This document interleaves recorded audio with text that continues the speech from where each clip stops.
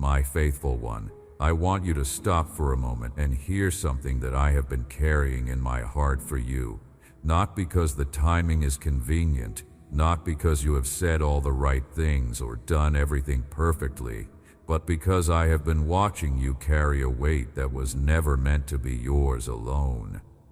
The weight of not knowing where the next thing will come from. The weight of looking at what you have and measuring it against what you need and feeling that familiar hollow dread when the numbers do not match. The weight of worrying about provision, about resources, about whether there will be enough. And I have seen how that weight bends you down, how it follows you through your days, how it slides into your thoughts at quiet moments when you are trying simply to rest. I see all of that, every bit of it. Nothing about your struggle is hidden from me.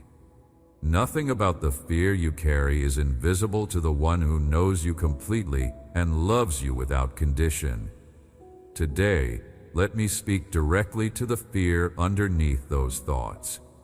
The question you have been carrying in your chest, the one you sometimes feel ashamed to admit out loud, the one that says, "What if there is not enough? What if things do not work out?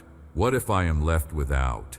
That question is the real conversation I want to have with you, because the answer I carry changes everything, and the answer I carry is not a vague religious comfort designed to get you through the next hour. The answer I carry is rooted in who I am, and who I am has not changed and will not change, and it is good news for every empty place in your life. I am your provider. That is not a title I wear occasionally. It is not a role I step into when conditions are favorable and step out of when things become complicated. It is who I am. It is woven into my nature in a way that cannot be separated from me any more than light can be separated from the sun, any more than warmth can be separated from fire, any more than the tide can be separated from the pull that governs it. When I revealed myself to Abraham as the God who provides, I was not making a narrow promise for one specific moment in one specific man's life. I was revealing something essential and permanent about my character, something that was true before you were born and will remain true long after everything you can currently see and touch has passed away. I am the one who provides. That is the foundation beneath your feet, even when you cannot feel it, even when the ground seems to shake, even when the resources seem to dry up and the path ahead seems entirely unclear. I am still the one who provides. And I am not a provider in general terms, distant and abstract, sending provision toward humanity in bulk with no individual attention. I am your provider, personally, specifically, with complete and intimate knowledge of what you actually need, when you need it, in what form it must come for it to truly help you, in what season it must arrive for it to do the most good. There is something I need you to understand about how I provide, because I think you may have formed a picture of provision that is too small, too narrow, too tied to the visible and the immediate and the financial.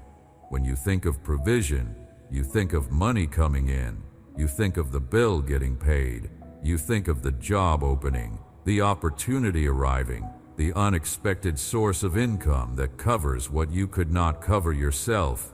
And yes, I absolutely work in all of those ways. Those things are real parts of how I provide, and I am not dismissing them because I know they are urgently real to you. Your practical needs are real and they matter to me, and I am not spiritualizing them away. But my provision is so much larger than any of that, and if you only have eyes for the financial dimension, you will miss the fullness of what I am already doing on your behalf. My provision includes the strength that rises in you when you have no idea where it came from, the kind of strength that carries you through a day you thought you could not survive and brings you to the other side still standing. the clarity that finds you in the middle of confusion when you genuinely could not see the way forward, and then suddenly you could, as if a fog lifted. The connection that appears at precisely the moment you needed someone who understood what you were walking through, someone whose presence made the load lighter without them even knowing they did anything. The idea that surfaces while you are barely conscious of thinking, the one that changes the trajectory of a situation you thought was stuck. The way a circumstance that looked completely impossible suddenly shifts, and the path opens in a way that defies rational explanation, that makes you shake your head and know that something beyond human engineering was at work. The peace that holds you steady when every circumstance is screaming that you should be falling apart. All of that is my provision. All of that is me, your God, your shepherd, your Father, ensuring that what you truly need is never finally withheld from you. I told you through the 23rd Psalm something that I want to expand today, because the depth of that passage has not yet been fully received in the way it was meant to be. I told you through the pen of David that because I am your shepherd, you shall not lack. That sentence is so compact, so simple on its surface, that it is possible to read it and nod and move on without letting it fully land. So let us stay with it. Let me open it up and let you see what is inside. Because the shepherd relationship was not an abstract concept to the people who first heard those words. They knew what it meant from practical daily experience with real animals and real pasture and real danger and real commitment. A shepherd was not someone who watched the sheep from a comfortable distance and hoped things worked out. A shepherd was someone who took personal, hands-on, continuous responsibility for the complete well-being of the flock. A shepherd knew each animal individually, not as a number in a count, but as a distinct creature with its own tendencies and vulnerabilities and needs. A shepherd led the flock to places where there was water and grass, not just to the nearest convenient spot, but to the best available place, the place where the animals would genuinely thrive. A shepherd stayed with the flock through the night when predators were nearby, sleeping lightly, alert, ready to wake and intervene at the first sign of threat. A shepherd went into dangerous and difficult terrain to recover the one that had wandered and was lost, leaving the 99 in safety to go after the one who was in danger. A shepherd was the first one up and the last one to sleep. The entire existence of the shepherd was organized around the provision and protection and flourishing of the flock, and that is the relationship I declared with you. I am that to you. I am the one whose entire being is oriented toward your well-being, your provision, your safety, your flourishing. And because that is who I am in relation to you, because that is the covenant I have taken on willingly and permanently, you shall not lack. That is not a statement about your circumstances always looking like abundance to your natural eyes. It is not a promise that every season will feel full and every need will be met before you even notice you had it. It is a statement about my commitment to you, about the nature of the relationship we are in, about what I have taken on as my responsibility toward you. You will not ultimately be without what you genuinely need. I will make sure of it. I will make sure of it, not reluctantly, not as a last resort after all human options have failed, but as the natural expression of what I am and what I have always been toward those who are mine. Honesty with you matters to me, because my love for you is too complete to only tell you the comfortable parts. There is a difference between what you think you need and what I know you need, and sometimes those two things do not perfectly overlap, and when they diverge, the experience can be painful and confusing, and can feel like silence from me or indifference. I have been watching you long enough, walking beside you through enough seasons of your life to understand the difference between the desires that would actually bless you and the desires that would, if granted exactly as you imagine them, take something from you that you cannot see from where you are standing. This is not me being withholding. This is not me being stingy or indifferent to your pain. Let that be absolutely clear. My withholding of something you want is never because I do not care, never because I am punishing you, never because I have decided you are not worth it. When I do not give you what you asked for in the form you asked for it, it is because I am a father who sees what you cannot yet see, a shepherd who knows the terrain ahead in a way you do not, a provider who understands that real provision is not just giving you what you asked for in exactly the form you asked for it, but giving you what will truly serve your life, your growth, your freedom, your deepest and most lasting joy. Sometimes what I know you need looks different than what you had in mind, and in those moments, what is required from you is not more effort or more strategy, but a deeper trust, a trust that says, I do not have to see the whole plan in order to follow the planner, a trust that says, you know the terrain, you have seen farther than I have seen, you have a track record with me that I can build on. I am going to follow your lead even when I do not understand it, even when it looks wrong to me, even when the path you are taking seems to lead away from what I want rather than toward it. I know that trust is not easy to maintain when you are in the middle of a season that feels like lack. I know how hard it is to hold on to the idea that I am providing for you when the evidence in front of your eyes seems to say otherwise.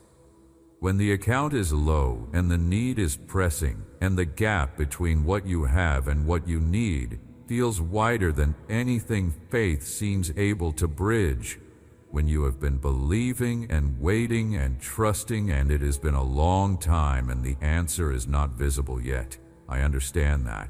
I don't dismiss that experience or minimize the pain of it. I am not asking you to pretend you are not afraid, or that the situation is not real, or that the waiting is not hard.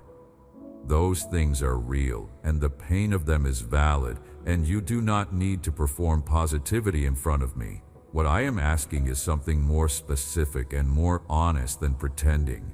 I am asking you to choose, in the middle of the fear, to hold on to what you know about me, rather than letting what you feel about the circumstances become the final word on your situation. Those are two different things. What you feel about the circumstances is real. But what you know about me is also real, and it is deeper and more lasting, and it has a better track record than any feeling based on current circumstances. What you know is that I have provided before. What you know is that I have brought you through situations that looked impossible, situations whereby every human calculation you should have ended up without, and you did not end up without. What you know is that I have kept my word to you even when you were certain I would not. What you know is that I have not once in all the times you thought you were completely alone actually abandoned you. There was never a moment when I stepped away from you. There was never a crisis in your life that I turned away from in disinterest. Every hard thing you have walked through, I walked through with you, present in every fear, attentive in every uncertainty, active in every situation that needed my involvement, even when you could not detect my presence. Build your stability on what you know about me, and you will find that even in the middle of the fear, there is a place to stand. It will not be comfortable, it will not eliminate the difficulty, but it will hold. It will hold because it is built on what is actually true, and truth is more reliable than any circumstance, more durable than any season, more powerful than any force that works against you. Let me tell you what I see when I look at your situation right now. Because you need to know what I see, not just what you see. What you see is the lack. What you see is the gap.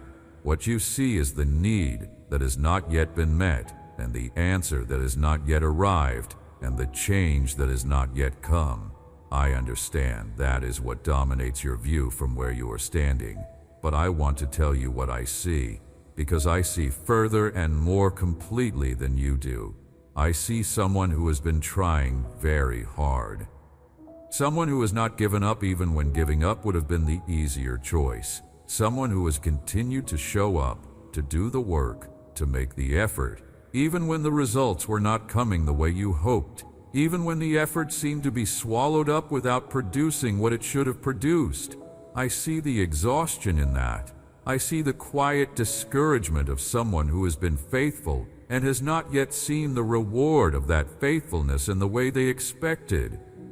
I also see how you have held yourself together for the sake of the people around you, showing a steadiness on the outside that you did not fully feel on the inside, pushing the worry down so that it did not bleed into your relationships, into your conversations, into the faces of the people who depend on you, carrying more than people around you know you are carrying, bearing it quietly, sometimes heroically, sometimes at significant cost to your own peace and your own health.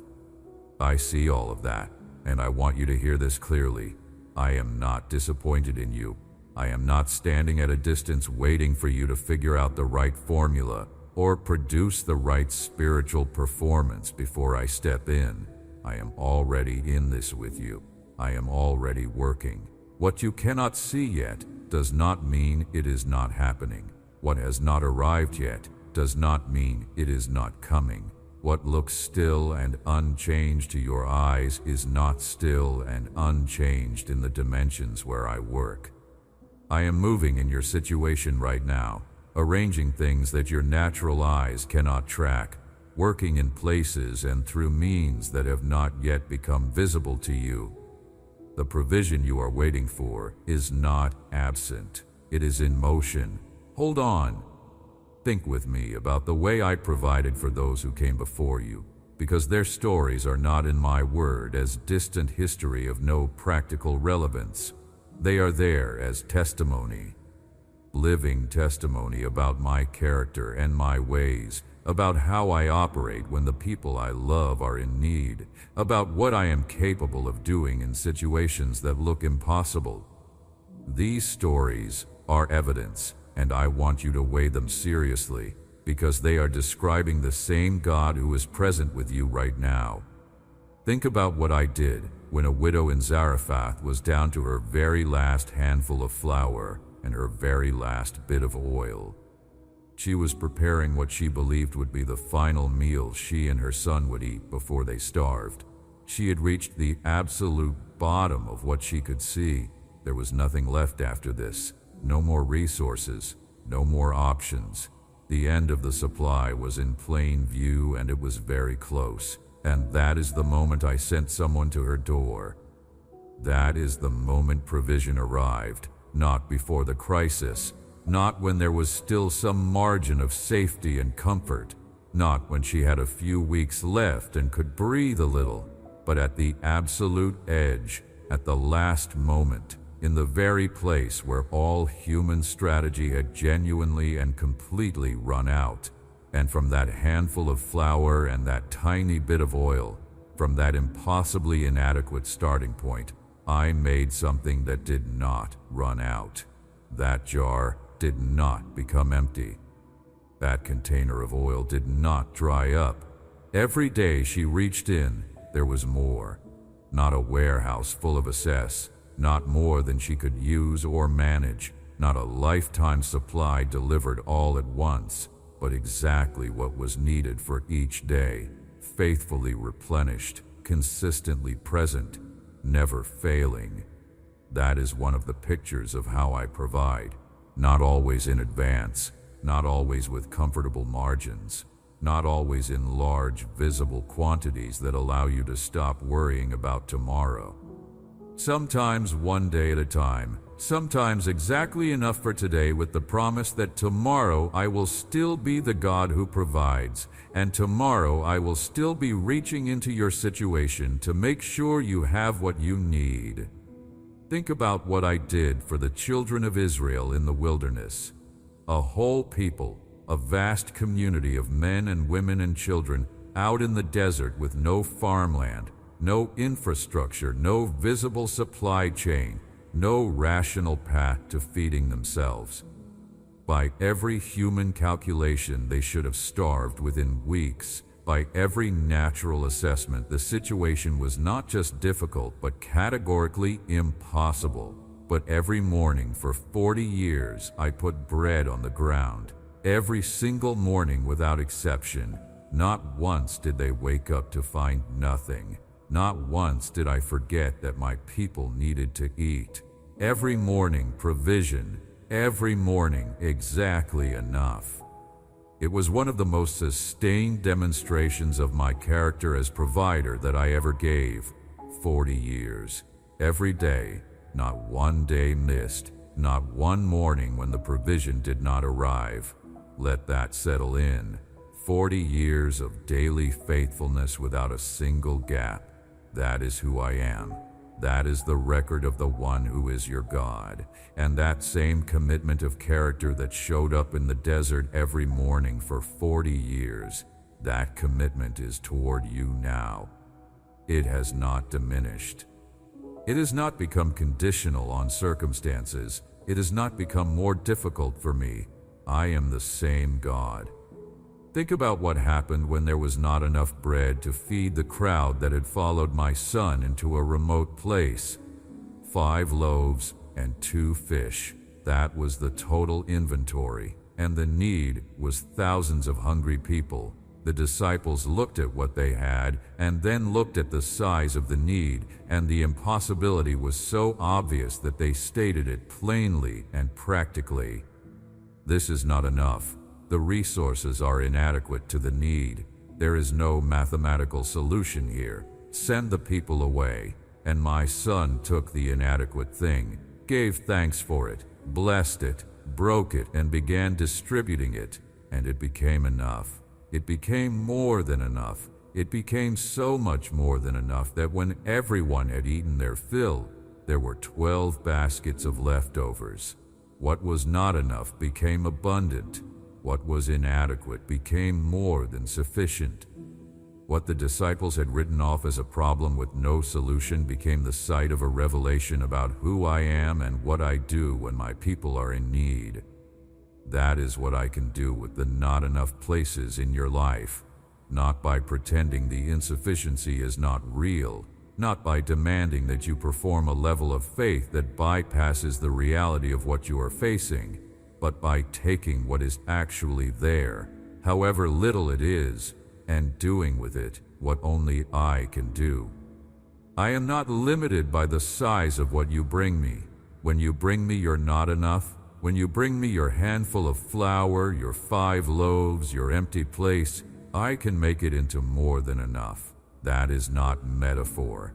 That is my power working in your actual, physical, material, practical life. What I need from you right now is not more willpower or more strategy, though I am not opposed to effort or wisdom. What I need from you is something that is in some ways harder than effort and less comfortable than having a plan. I need your hands to be open. I need the posture of trust rather than the posture of hoarding, because provision cannot fully flow to you if your hands are closed around the little you already have, gripping it in fear, holding it so tightly that nothing can come in because nothing will go out. The closed fist is the posture of scarcity, the posture that says there isn't enough, and I must protect what I have because nothing more is coming and I am on my own. The open hand is the posture of trust, the posture that says, I believe my God is my source, and what my God provides cannot be exhausted by what my God asks me to release.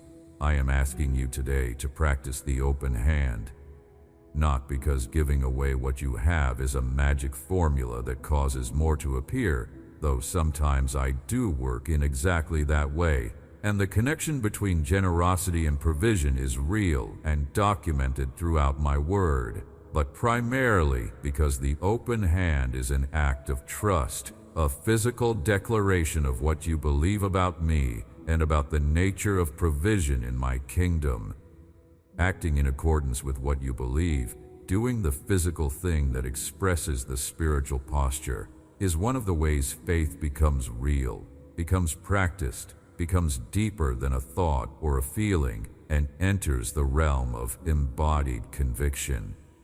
There is a consistent principle in my word about the connection between generosity and abundance. The one who gives freely tends to find that more comes back. The seed sown produces a harvest larger than the seed. The one who holds everything back in fear tends to end up with less than the one who risks giving. I am not asking you to be reckless or unwise. I am asking you to remain open, to resist the pull toward fearful hoarding, to live as though my provision is a flow that moves through you as much as to you. There is something underneath the worry about provision that deserves attention, something even deeper that the worry is often a symptom of. Because in many cases, when my children are anxious about whether there will be enough, the deeper issue is not really about money or resources or opportunities at all. The deeper issue is about identity and value and belonging. The deeper fear is not just, will I have what I need, but does the fact that I am struggling mean something is wrong with me? Does the difficulty mean I am less loved by God? Does the lack mean I am not included in the blessing that others seem to have? Is the shortage a sign that I am on the outside of something, that the good things are for other people and somehow not for me, that others are seen and I am overlooked? Those questions are the ones that really sting. Those are the questions that can turn a difficult practical situation into a spiritual crisis, a crisis of identity and belonging, and they can do it quietly, over time, in ways you might not even recognize as what is happening. To those questions, I want to speak with absolute clarity. Your struggle does not mean you are less loved. Your season of lack does not mean you are on the outside of my care or at the bottom of my priority list. The difficulty you are walking through is not a measurement of your worth to me, not a reflection of how I feel about you, not a signal that my attention has gone elsewhere or that my love has cooled or that you have fallen out of favor. I did not love you because your circumstances were comfortable. I did not choose you because your life was easy, or your faith was perfect, or your track record was spotless. I love you because you are mine, because I made you, because from before you drew your first breath, I set my affection on you with a love that is not dependent on your performance or your circumstances, a love that does not fluctuate with the fluctuations of your situation. The one who is walking through visible abundance and the one who is walking through painful scarcity are equally held in my love. The one whose needs are being met in ways everyone can see and the one whose needs feel invisible to everyone around them are both equally precious to me, both equally seen by me, both equally the object of my full and undivided care and attention. Your value is not in your productivity. It is not in your abundance. It is not in what you can produce or what others can see in your life. Your value is in who you are to me, and that does not change with the seasons, does not fluctuate with the economy, does not depend on a single thing in your circumstances. Hear me on this next part, because I think it might be one of the most important things I have to say to you today. I am aware of exactly what you need. Not generally, not approximately, not in the ballpark of what you require. Exactly. I know the specific number. I know the specific situation. I know the specific deadline.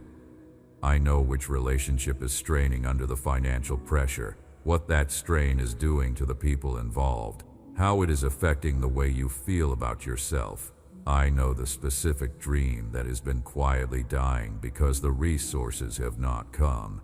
I know which area of your life is the most painful right now, in terms of what is missing, what is lacking, what has not arrived when it should have. I know the thing you have not told anyone because you are embarrassed by how specific and ordinary the need is, how small it might seem to someone else. That quiet calculation you ran in your head, the one where you tried once again to figure out if things could possibly work and they did not add up, and you set the phone down and lay in the darkness with that familiar dread. I know that moment. I know all of it. I know it the way someone knows something who has been paying close attention, not the way an authority figure scans a file. I know it because I have been present with you in all of it, because I have been listening to your thoughts, because your life is not a report I read, but a story I am walking inside of with you. And I want you to hear that my awareness of your need is not cold or clinical. It is warm. It is personal. It moves me. When you are hurting from lack, when the worry keeps you from resting, when the fear sits in your chest through the hours of the day and wakes you in the hours of the night, I am not neutral about that. I am moved by it in the way a parent is moved when their child is hungry and cannot understand why the food is not coming.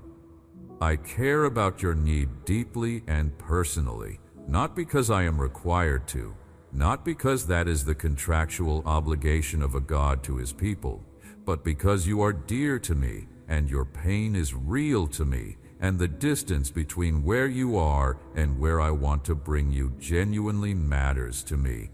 It moves my heart, and my caring is not powerless. I am the one who made the universe.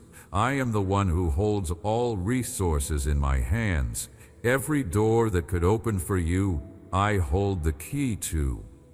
Every connection that could come at the right moment I can arrange. Every unexpected source of provision, every surprising turn, every way in which something you did not plan becomes the thing that changes your situation, all of that is within my reach. My care for you is backed by my unlimited ability to act on your behalf. You are not hoping in a God who cares but cannot actually do anything about it. You are trusting in a God who cares and who can do absolutely anything that serves your genuine good, with no constraint on his resources, no limit on his reach, no situation too complex or too far gone or too long neglected for him to work in. Let me speak to the specific ways I am calling you to move right now, because I am not simply asking you to sit still and passively wait for things to fall from the sky. My provision most often comes in collaboration with your action. I open doors and I ask you to walk through them.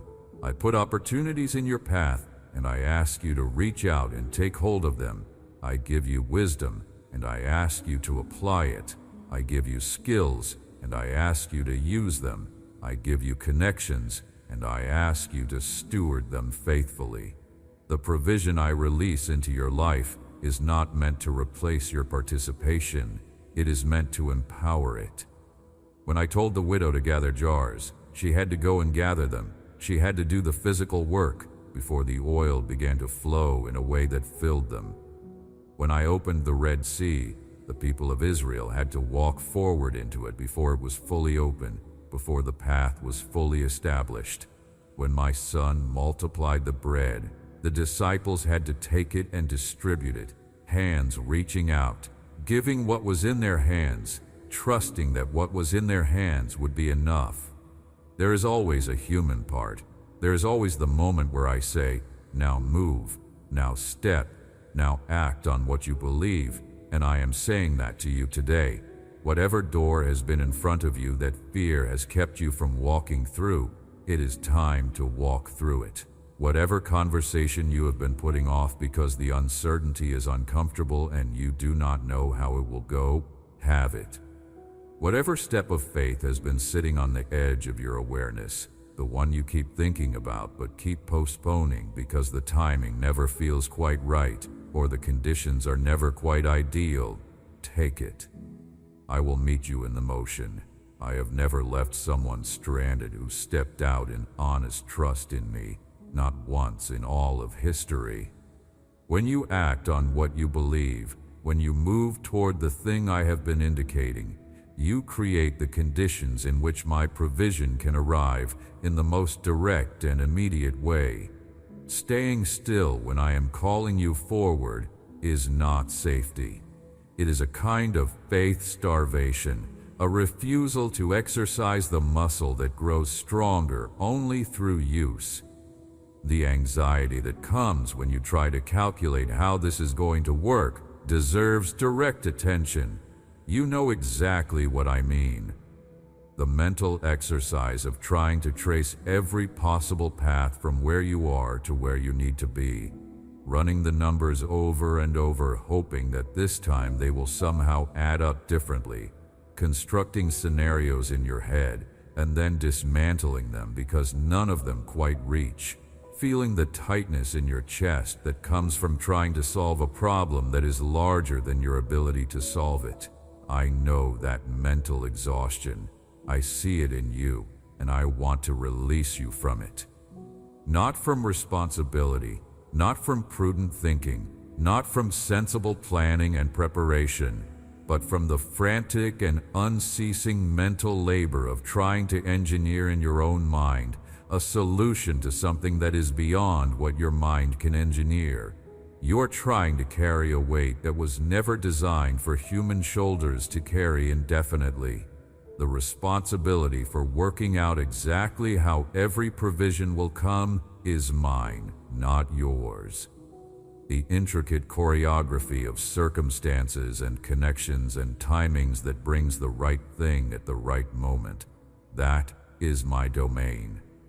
Your responsibility is to be faithful in what I give you to do, to use wisely what I place in your hands, to remain attentive to my voice and responsive to my promptings, to take the steps I indicate when I indicate them. The engineering of how all of it comes together is something I am far better equipped to handle than you are. Hand that part back to me. Cast your anxiety on me, not as a religious phrase to repeat without engagement, not as a spiritual technique to try once and then abandon when it does not produce instant results, as a literal, deliberate, repeated act of surrender. Take what you are carrying right now, the specific worry, the concrete fear, the particular thing that has been keeping you up, the thought that arrives uninvited in the quiet moments, and bring it deliberately and consciously into my presence and set it down. Say out loud if that helps you, I cannot carry this the way I have been carrying it. I believe you are my provider. I am releasing this into your hands. And then resist the urge to immediately pick it back up, because the pattern is predictable. You put it down, you feel a brief relief, and then 20 minutes later, you pick it up again because it feels irresponsible to leave it. Because leaving it in my hands feels like doing nothing, but trusting me does not mean doing nothing. It means doing what I give you to do while leaving the outcome genuinely in my hands. Active faithfulness combined with surrendered outcome. Do your part. Trust me with the results. That is the balance I am calling you to, and it is both harder and more restful than anything you have been trying. There is something I want to correct in the way you may have been thinking about this season, something that I want to address directly, because the false belief can do real damage if it is left unchallenged.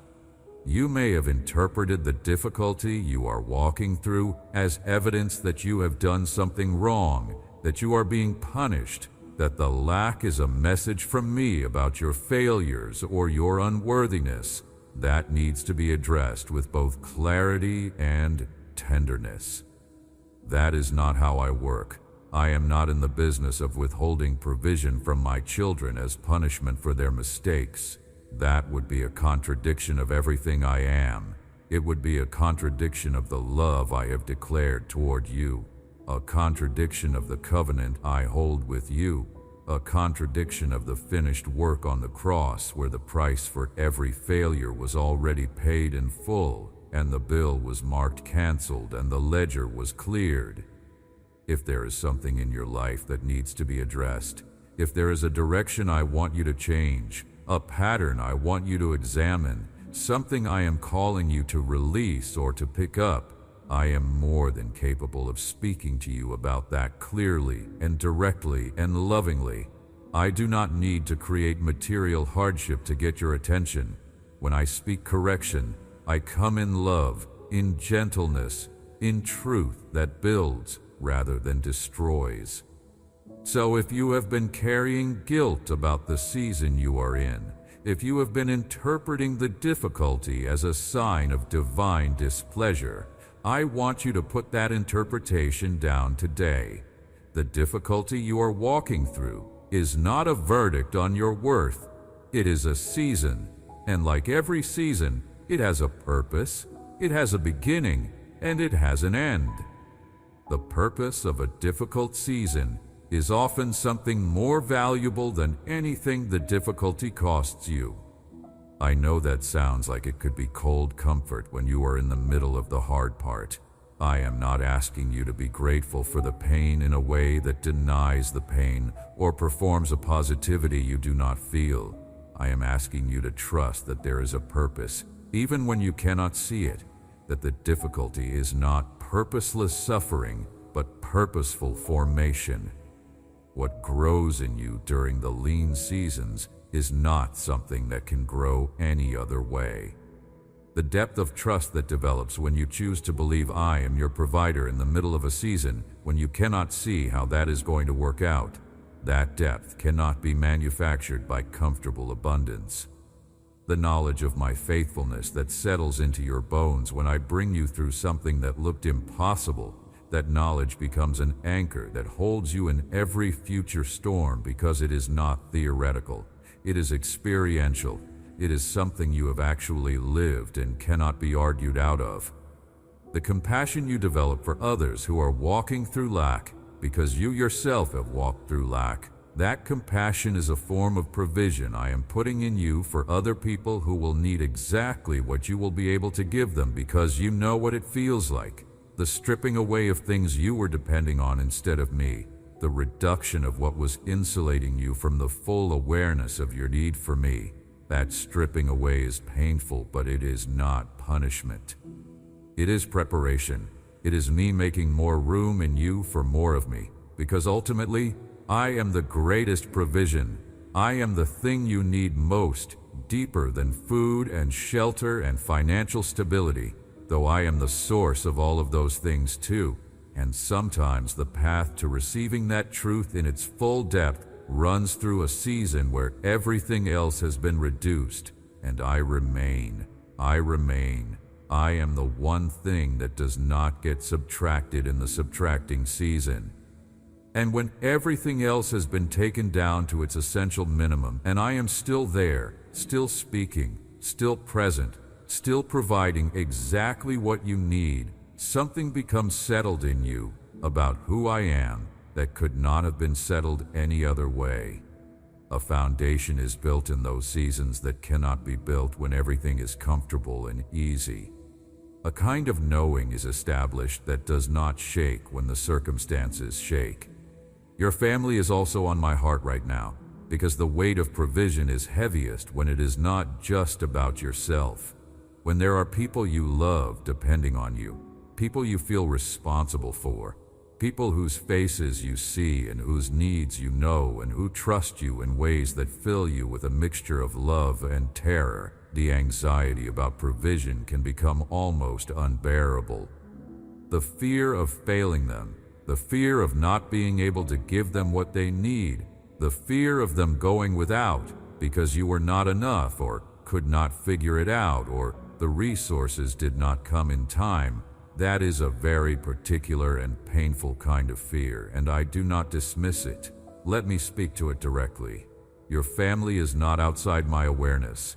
They are not in a category separate from my care. Some part of your life I watch with less attention or less investment. Every one of them, each by name, each with their specific needs and their specific struggles and their specific fears, every one of them is known to me the same way you are known to me, personally, completely, with warm attention and genuine investment. I did not create your love for them and then leave them unattended.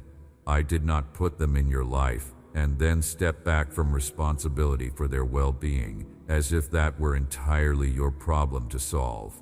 They are mine as much as you are mine.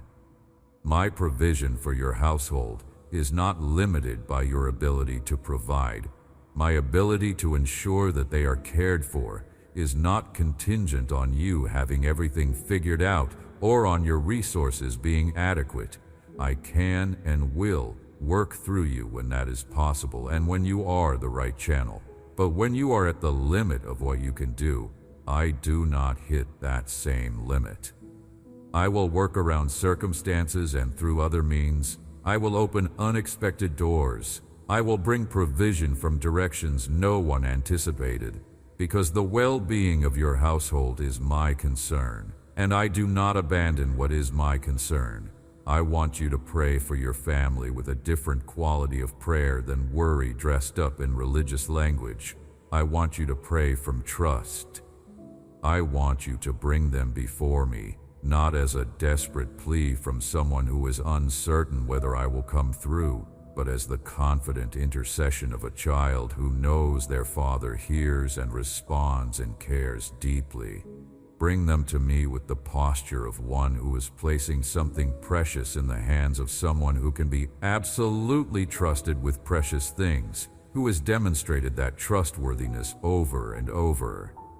Come to me about your family with this declaration. I know you love them more than I am capable of loving them. I know your resources for their care are infinite where mine are limited. I know you see their futures and I cannot. I release them into your hands. I trust you with the people I love most, and then rest in that release rather than immediately taking them back out of my hands. Hope deserves a direct conversation because in a long season of difficulty, it can erode. It is one of the quietest and most painful forms of loss. You start out believing that things will change, that the provision will come, that the breakthrough is just around the corner, and when it does not come as quickly as you expected, something in you begins to close. The hope that was once easy to feel becomes a conscious choice you have to make, and then even the conscious choice becomes harder, and eventually you can find yourself going through the external motions of faith while the genuine expectation that things will change has quietly gone cold inside you. I am not condemning you for that. I understand exactly how it happens, and I understand how it feels.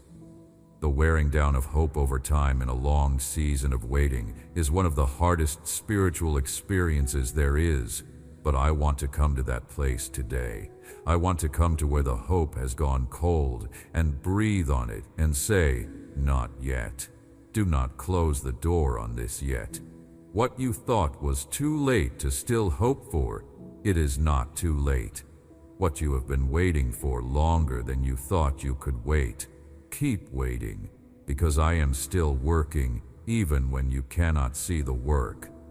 What seems to have been promised and never delivered, I have not forgotten it. I do not make promises I do not keep.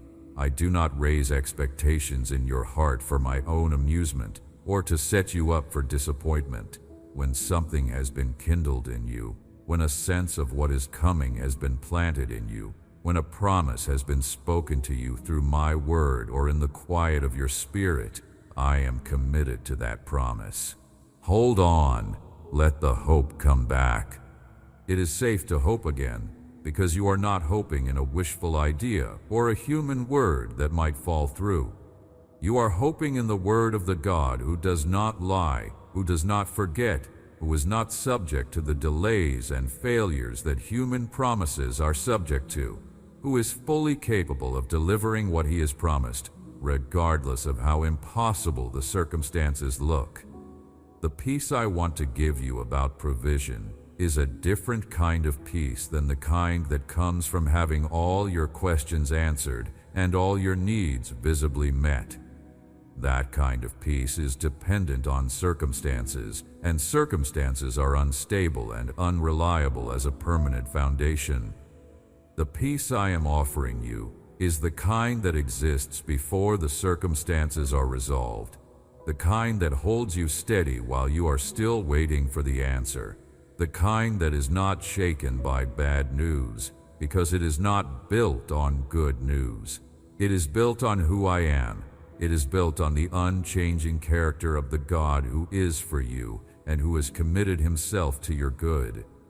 My peace, which is beyond what your mind can produce or logically explain, is available to you right now, in the middle of whatever you are facing, before anything visible has changed. It is available through the practice of bringing me your anxiety rather than carrying it in silence, through the discipline of focusing your attention on what is true about me rather than on what feels overwhelming about your situation, through the act of trust that says, I do not have to understand how this is going to work out in order to trust that you are working it out. That peace is not irresponsibility. It is not naivety. It is the sanity and stability of a mind that has found its foundation in something solid enough to stand on when everything else is moving. The dreams that financial difficulty has been threatening are on my mind right now. The things you wanted to do, the places you wanted to go, the things you wanted to build or create or contribute that have felt increasingly out of reach as the resources have not come. The visions you carry for your life that feel like they are slowly fading, being replaced by simpler and smaller expectations because you have lowered your gaze to what seems survivable rather than what I placed in you as possible. I see those dreams. I know what they are because I am the one who placed them in you. And I want to say to you, those dreams that came from me are not canceled. They may be delayed. They may look different in their final form than they looked when they first arose in you, because I am always working with your actual life and not a theoretical version of your life. But the things I placed in your heart as genuine desires, as true callings, as directions I want your life to go, those are not arbitrary.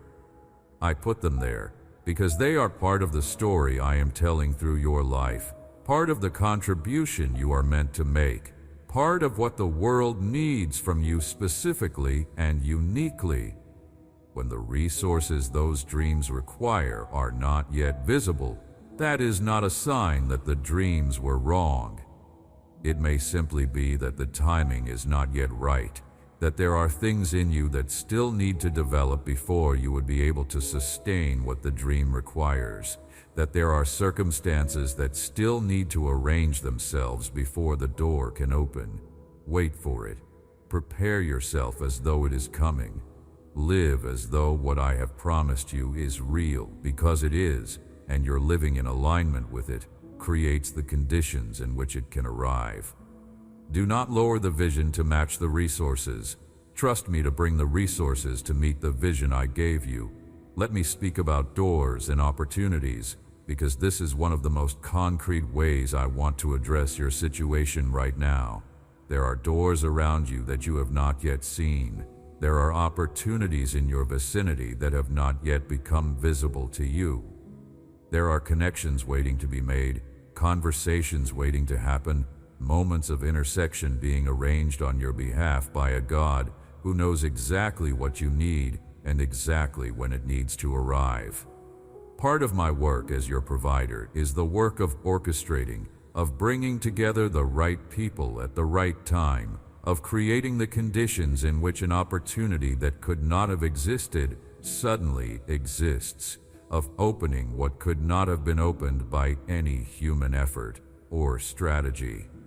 I am actively doing that for you right now, not as a response to your perfect faith, not as a reward for your complete readiness, simply because you are mine, and your well-being is my concern, and I am the kind of God who arranges things on behalf of the ones he loves. Stay attentive. Stay engaged with your life and your relationships and the things that come across your path. When something unexpected presents itself, do not dismiss it too quickly. Ask me about it. Hold it before me. See whether I am the one who put it in your path. Because some of what I am sending you will arrive in forms you did not expect, and you could miss it if you are only watching for provision to come in the way you imagined. The connection you need might look like a casual conversation at first. The opportunity that changes your direction might look small and unremarkable at the beginning. The door that opens your future might not look like anything significant from the outside. Stay open. Stay curious, stay present, and when the door opens, I want to address the fear that I know will come, because it always comes. The fear that says, this might not work. The fear that says, what if I try and fail? The fear that says, is it really safe to step into this? Those fears are natural responses of a person who has been hurt before, who has risked before and not had it go the way they hoped, who has learned from experience that not everything that looks like an opening is actually the right door. I understand why the fear is there, and I am not dismissing it, but I do not want you to let it stop you from moving. Feel the fear and move anyway. Take the step that is in front of you even when your knees are shaking, even when you cannot see all the way to the end of the path, even when the risk is real and the outcome is uncertain, because what I have placed before you requires your courage. What I cannot give you is certainty in the way your anxiety wants it, the kind that eliminates all risk and guarantees a specific outcome. What I can give you is my presence in whatever comes, my commitment to stay with you through the thing I led you into, my promise that I will not abandon you in the middle of what I opened for you. Step forward. Community deserves mention here, because provision rarely comes in isolation. One of the primary ways I provide for my people is through each other, through the network of human relationships I weave together for exactly this purpose. You were not meant to navigate this alone. You were not designed to carry every burden in private, to solve every problem in isolation, to struggle in silence while sitting next to people who might have exactly the wisdom or the resource or the encouragement you need. There is a pride that can keep you from receiving from others, a pride that feels like strength but actually functions as a wall that cuts you off from one of the main channels through which I provide. I give to you through the people I have placed in your life. I speak to you through the voices of those who know you and love you. I practically provide for you through the networks of relationship and community that surround you. Letting people in is not weakness. Asking for help is not failure. Receiving what someone else offers you is not dependency. It is the natural exchange of a life lived in genuine relationship, and it is one of the channels through which my provision flows most freely. Let yourself receive. Let the people around you be part of how I take care of you, and in turn, let yourself be part of how I take care of them. Let me speak to those of you who are carrying the specific weight of debt, because for some of you this is a daily heaviness that colors everything. The weight of owing, of having obligations that feel like chains, of working hard and seeing so much of what you earn go toward what was already spent, of carrying the memory of past decisions that put you in a difficult place. Your debt does not define you. You are not your financial history. The weight you are carrying is real, but it is not your identity, and it does not determine your worth or your access to my love and my provision. I meet you where you are, in the actual situation you are actually in. There are paths forward from the place you are in. wisdom and discipline, and the willingness to make choices that are uncomfortable in the short term for the sake of freedom in the longer term, are things I will give you as you ask for them. Freedom is coming.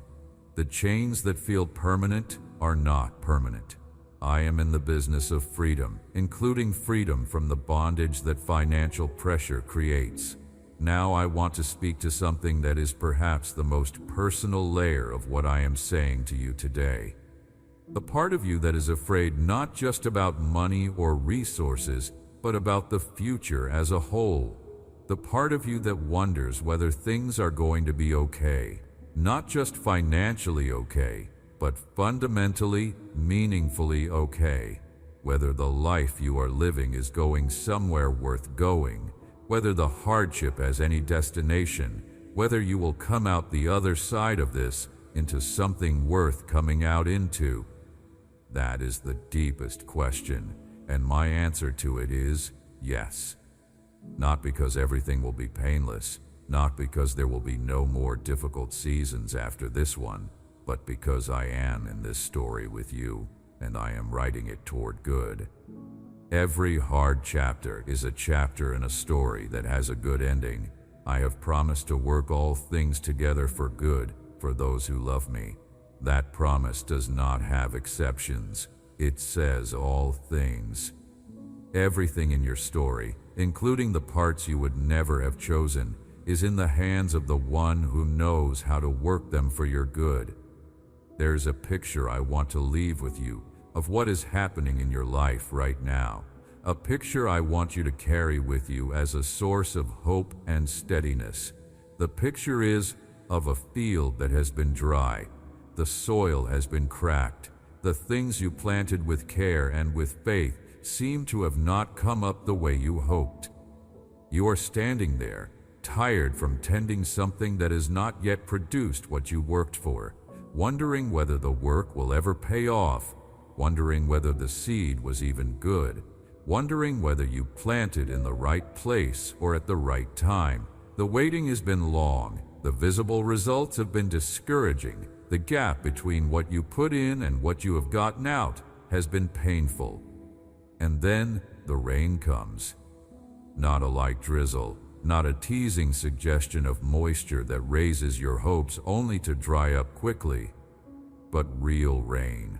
The kind that soaks into the deep places of the soil, the kind that reaches the roots of what was planted and says, not dead, not wasted, just waiting for this water that is now falling, and what you had given up hope on begins to stir. The ground that looked barren begins to respond.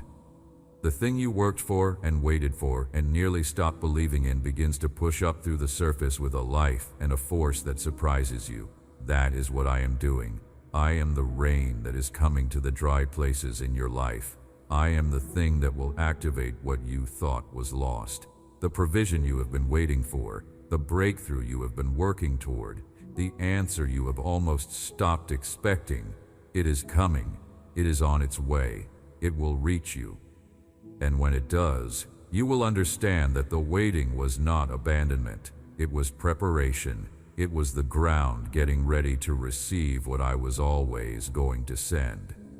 Stay with this a moment longer, because hearing the rain promise and immediately feeling the familiar disappointment of having heard something like this before and not seeing it happen quickly enough is something worth addressing. I know the texture of that disappointment. I know how promises about provision can start to feel hollow when you have been hearing them for a long time without seeing the thing arrive. So let me say this carefully. I am not making you a promise about a specific day or a specific form or a specific amount. What I am promising you is consistent with everything I have said about my character. I am promising that I have not forgotten. I am promising that I am not done with your situation. I am promising that what I have spoken over you, what I have planted in you, what I have been building in you, is not wasted.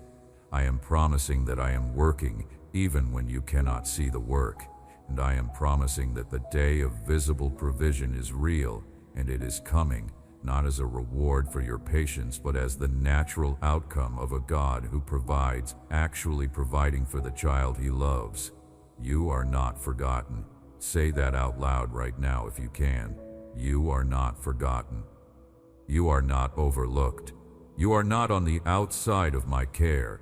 You are exactly where I can see you, exactly where I am reaching toward you, exactly where my provision is being directed. The fact that you cannot see all of what I am doing does not mean nothing is happening. The fact that the answer has not arrived yet does not mean the answer is not coming. The fact that the situation looks unchanged does not mean it is unchanged where I am working. Hold on, stay open, keep trusting. Keep acting in the wisdom I give you. Keep returning to me each day, not out of obligation, but out of the real knowledge that I am where the supply comes from, that I am where the strength comes from, that I am the shepherd who will not rest until his sheep have what they need. And I will meet you. I am meeting you even now in these words, with this truth, with this reminder of who I am and how I feel about you and what I am committed to doing for you. You shall not lack. I have spoken it over your life. I speak it again now. You shall not lack the things you genuinely need, not because your circumstances are going to cooperate perfectly from this moment forward, but because I am your provider, and I do not abandon that role. Not because you have been perfect, but because my provision flows from my love, and my love is not contingent on your perfection. Not because every question will be answered before you need to trust, but because I am asking you to trust first and watch the answers come. You shall not lack. That is my word to you. That is my commitment. That is the covenant I hold with you as your shepherd, your father, your provider, your God. Walk in this. Wake up and choose this over the fear. When the calculation looks impossible, choose this over the calculation. When the waiting extends longer than you thought it would, choose this over the discouragement. When someone tells you it cannot work, choose this over their assessment. I am bigger than every calculation that says it does not add up. I am beyond every timeline that says it is taking too long. I am greater than every voice that says it cannot be done. I am the God for whom nothing is impossible, and I am your God, and I am entirely for you, and I will provide for you. Every door you need opened, I will open. Every resource you genuinely need, I will supply. Every dream I placed in you, I will equip you for and bring you toward. Every need in your household, I will meet.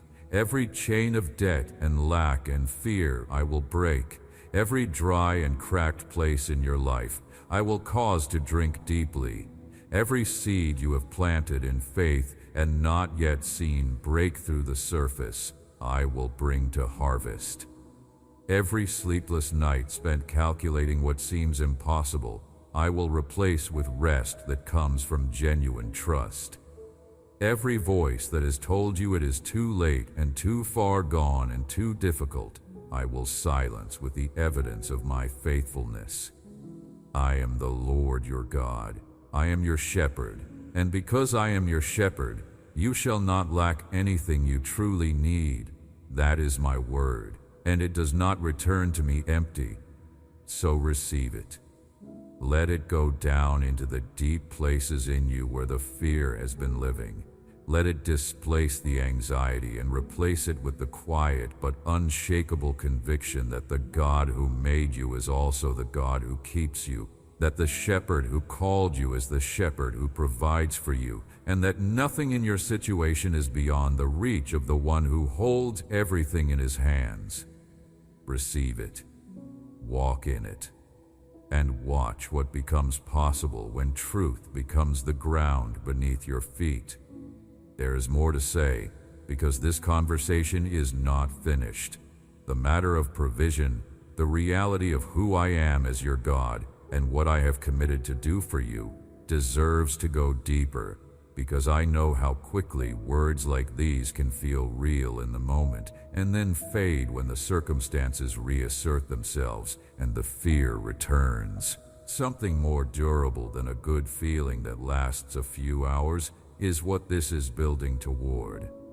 A settled knowing, a conviction that holds under pressure, a trust that is not rattled by difficult news or extended waiting or the gap between what you believe and what you currently see. That kind of trust is built by going deeper, by returning to the same truth from different angles, by examining it in its fullness until it becomes part of how you actually think rather than something you remember having heard once and liked. So, stay with me a little longer. There is more I want to say. The nature of need itself deserves attention here because there is something important about it that you may have missed. You have been thinking about your need as a problem to be solved, and that is a natural way to think about it. A need is a gap between what you have and what you require, and when you encounter a gap, the instinct is to find a way to close it, to identify the solution, to bridge the distance with available resources. That is sensible. That is practical. I am not criticizing that instinct, but I want to invite you into a different relationship with your need, one that does not just see it as a problem, but also sees it as an invitation. Every genuine need you have is an invitation to experience who I am in a way you could not experience me if you had everything you needed already in your own hands. The widow who had the handful of flour and nothing else encountered something about me that she never could have encountered if her pantry had been full. The children of Israel discovered something about the nature of daily dependence and daily faithfulness that could not have been revealed to them in abundance. You, in this season of need, are positioned to experience a dimension of who I am that only opens up to those who are genuinely without and genuinely looking to me. That does not make the need pleasant. It does not mean you should not want it to change, but it means that even while you are in it, there is something being given to you in the need itself that you should not miss. When you are in genuine need and you turn to me, you learn things about the quality of my care that prosperity cannot teach. You learn that I am not a God of abundance who condescends to help the poor. You learn that I am a God who is specifically, particularly, tenderly present to those who are without. You learn that my attention goes to the hungry before it goes to the full, to the empty before the overflowing, to the one who has run out before the one who has more than enough. This is consistent throughout my word. I am drawn to the empty place. I fill what is hungry. I come to what is without. And when you are in the without place and you discover that I am there, that I am more present than you expected, that the quality of my company in the empty place is richer than the quality of my company in the full place, something shifts in you that cannot shift any other way. You begin to understand that having me is the provision that matters most, and that everything else I give you is secondary to the gift of knowing me this well. That knowing is what I am building in you in this season. What it means practically to wait on me when you are in need is worth unpacking carefully, because waiting is one of the most misunderstood things in the life of faith, and I think you may be doing it in a way that is making it harder than it needs to be. When I say wait on me, I am not saying sit down and do nothing while watching the door for something to drop through the letterbox. I am not asking you to become passive or inert or disengaged from your life while you wait for me to act. Waiting on me is an active posture. It is the posture of someone who is attentive, expectant, prepared, engaged with everything in front of them while remaining anchored to the conviction that the outcome is in my hands. A watchman waits on the walls. He does not lie down and sleep because the city is not yet under attack. He stays alert, stays present, stays ready, keeps his eyes on the horizon. That is the quality of waiting I am calling you to. Stay engaged with your life. Keep doing the work I have given you to do. Keep making the calls and having the conversations and showing up in the relationships and the responsibilities. Keep being faithful in the practical things, and while you do all of that, keep your expectation fixed on me rather than on your own efforts as the source of what is coming. That is what it means to wait on me. When you wait in that way, you will find something remarkable happens. You stop being exhausted by the effort in the way you were when you were trying to manufacture the outcome yourself, not because the effort decreases, but because the weight of the outcome is no longer entirely on the effort. You are doing the work, but you are not trying to carry the result. And that difference, though it may seem subtle, is enormous in terms of what it costs you. The person who is doing everything they can while trusting me with the outcome is doing the same actions as the person who is doing everything they can while desperately trying to control the outcome. But the inner experience is completely different. One is exhausting. The other is sustainable.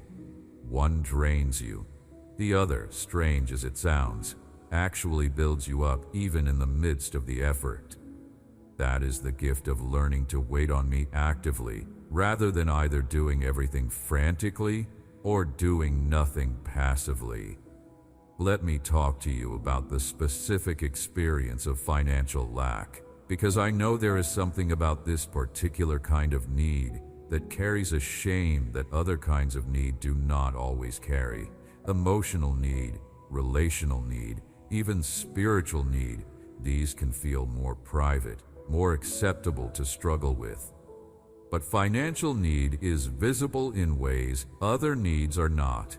It shows up in what you can and cannot do. It shows up in conversations and decisions and the quiet calculations you make every time you have to make a choice that involves money. It shows up in the way you compare yourself to others, in the way you explain or do not explain your situation to the people around you, in the way you feel about yourself when provision has not come the way you expected it to. There is a particular weight of embarrassment and sometimes of shame in financial struggle that I want to directly address. That shame is not from me. I have never placed shame on anyone who is in need. I have never looked at someone who is struggling to meet their practical needs and thought less of them. I am the one who came to the woman at the well. I am the one who sat with the tax collector. I am the one who fed the crowd that had nothing.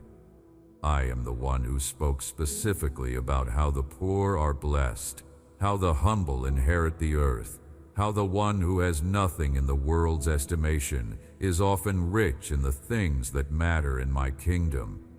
I do not look down on need, I draw close to it. The shame you feel about your financial situation is coming from the world system of value, from the voices that tell you your worth is measured by your economic output, from the comparisons that make you feel like you are behind, or less than, or not enough. Those voices are not my voice. My voice says, you are seen, you are loved, your need is legitimate. I am not embarrassed to be called your provider. I am not embarrassed by the size of your need. I am not withholding from you because I am unimpressed by you. I am working for you because you are mine. The comparison trap also needs a word, because how painful it is to watch others seem to have what you are praying for, to see provision arriving in someone else's life while you are still waiting, to watch the door open for someone else while yours remains closed. I know how hard it is to celebrate the provision others are receiving when your own need feels urgent and your own waiting has been long. I am not going to tell you that you should feel nothing about that you should be perfectly happy watching others receive what you have been asking for. The longing is real, and I understand it, but I want to give you a frame that might help.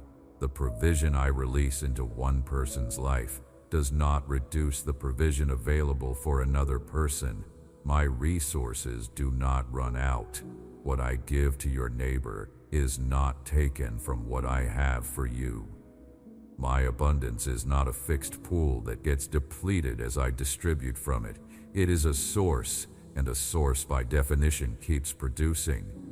So when you see someone else receiving, you are not watching something that came at your expense. You are watching a demonstration of the same faithfulness that is coming towards you. Let someone else's answered prayer strengthen your faith rather than diminish your hope. There is also something I want to say about timing, because I know that one of the most difficult parts of trusting me with provision is the timing dimension. It is one thing to trust that I will provide. It is another thing to trust that I will provide at the right time, especially when you have a deadline, when there is a window that closes, when the need is urgent in a way that makes waiting feel impossible. I am aware of every deadline in your situation. I am not watching your circumstances with vague indifference, thinking in terms of sometime and eventually and whenever things work out. I am precise. I am detailed. When I say I will provide, I am saying I will provide what you need in the way you need it at the time that best serves your situation, even when that time looks different to me than it looks to you. The timing of my provision is not arbitrary. It is designed with knowledge of things you cannot see, not just your immediate need, but the downstream effects, not just what this provision will do for you now, but what the timing of it will do for the shape of your life over the next season. Trust my timing. Even when it feels close to late, I am not actually late. I have never been late for something that mattered to the people in my care. Let me tell you about a specific thing I want to do in you as I bring provision into your life, because provision is not just about filling an empty place.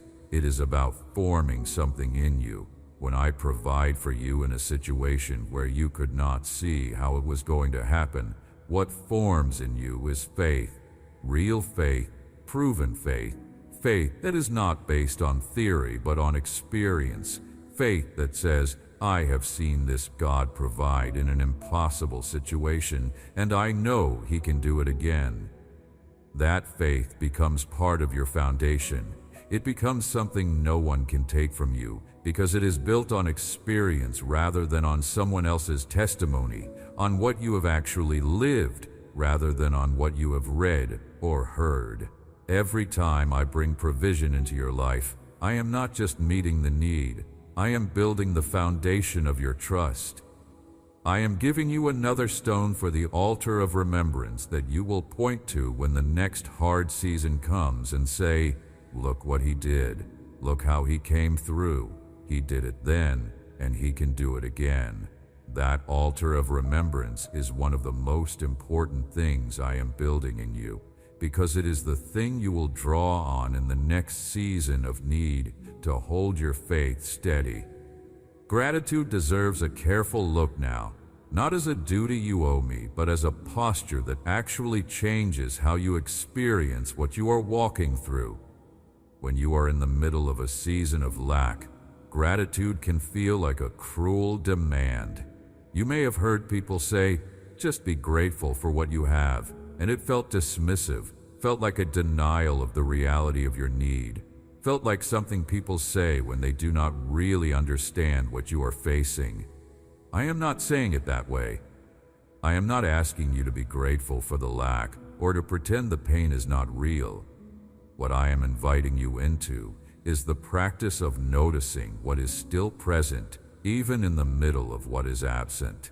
Because even in the hardest seasons, even when so much is missing, there is always something that is still there.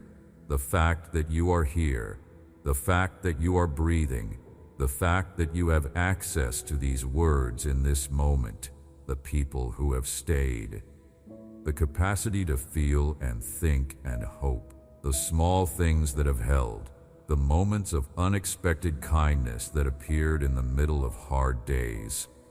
Noticing those things is not denying the hard things. It is insisting on the full picture, and the full picture almost always contains more than just the lack. And gratitude does something practical in you. It shifts your attention, even briefly, from what isn't there to what is. And in that shift, something opens.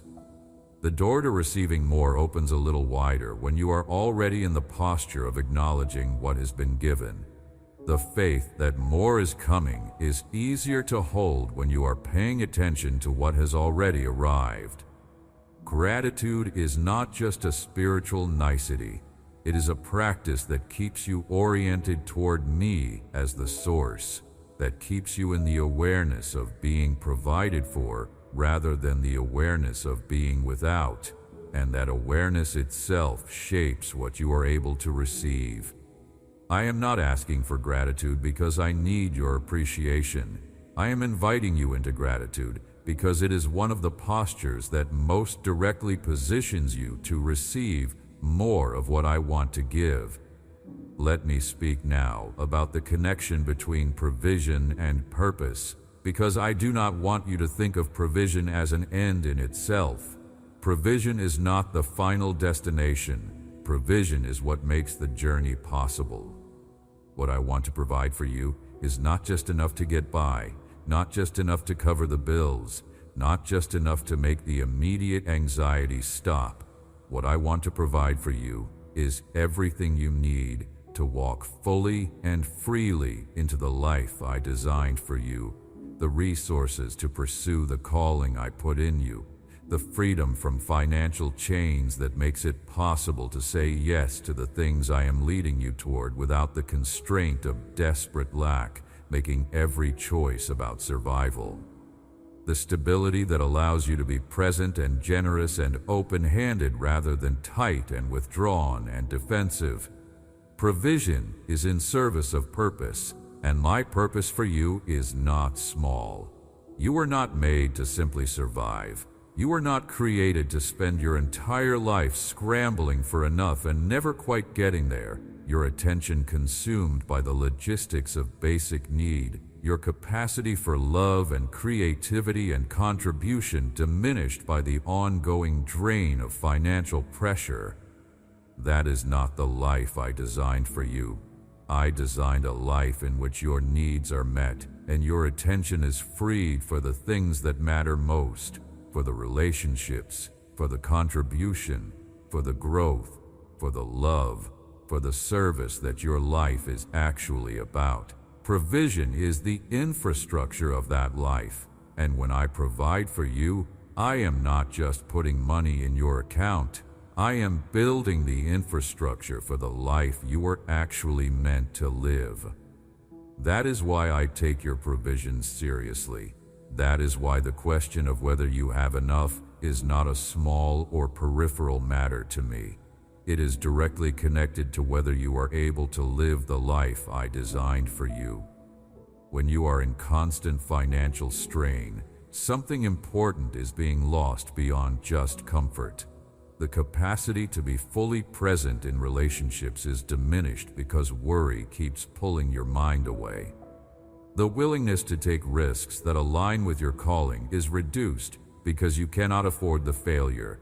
The generosity that is meant to flow through you to others is constricted because you are managing scarcity rather than distributing abundance. I see all of that, and I want to address all of that. Not just the practical provision, but the fuller life that the practical provision makes possible. Something about the connection between your provision and your obedience needs to be said, not to create fear, but to give you something actionable. When I lead you in a direction, when I indicate a step, when I make clear what I am asking you to do, walking in obedience to that leading is connected to the release of provision in ways that are real and significant. Not because I withhold as punishment when you do not obey, but because some provision is on the other side of a step I am asking you to take, and you cannot reach what is on the other side without taking the step. The open door has to be walked through to be entered. The provision I have arranged for you through a particular connection or opportunity cannot be accessed until you engage with that connection or take hold of that opportunity. So if there is something you know I have been asking you to do, something you have been delaying or resisting or putting off for reasons that have more to do with fear than with genuine wisdom, I want to invite you to consider that the provision you are waiting for might be connected to the step you have been delaying. Walk in what I have shown you. Take the step I have indicated. Move toward what I have placed before you, and watch what becomes possible on the other side of your obedience. The prayer life that goes along with trust in my provision also matters, because there is a way of praying about your needs that builds faith and a way of praying about your needs that feeds anxiety. The difference is not in the content of what you bring to me, but in the posture you bring it with. When you pray your need to me and then walk away in a state of panic, checking constantly to see if anything has changed, calculating obsessively whether the prayer has produced any results, you are not actually praying in trust. You are praying in worry, and the prayer is not changing the worry. The worry is simply inserting itself into the prayer.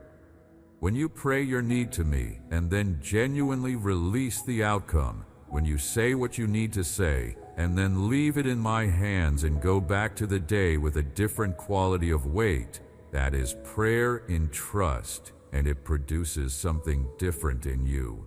I am not saying you should only pray once. I am not saying ongoing prayer about ongoing needs is wrong. I am saying there is a quality of release and surrender that should mark your prayers, a genuine handover of the outcome, a real leaving of the burden rather than a verbal statement of trust, followed immediately by picking the burden back up. Come to me about your needs. Come often. Come specifically. Come with the real situation, the actual numbers, the concrete need. Do not come with vague spiritual language that avoids saying what you actually need. I know what you need, but there is something valuable in you naming it clearly before me, in being specific and honest rather than performing a generalized spiritual confidence that is not connected to the actual situation. Come honestly. Come with what is real. And when you have said it, when you have placed it before me, practice leaving it there. Practice the act of walking away from the prayer different than you walked in. Not because you have solved anything, or because the circumstances have already changed, but because you have genuinely handed something to the one who is capable of handling it.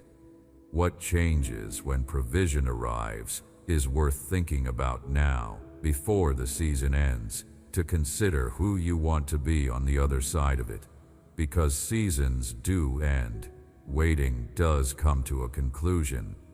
Dry periods do give way to rain.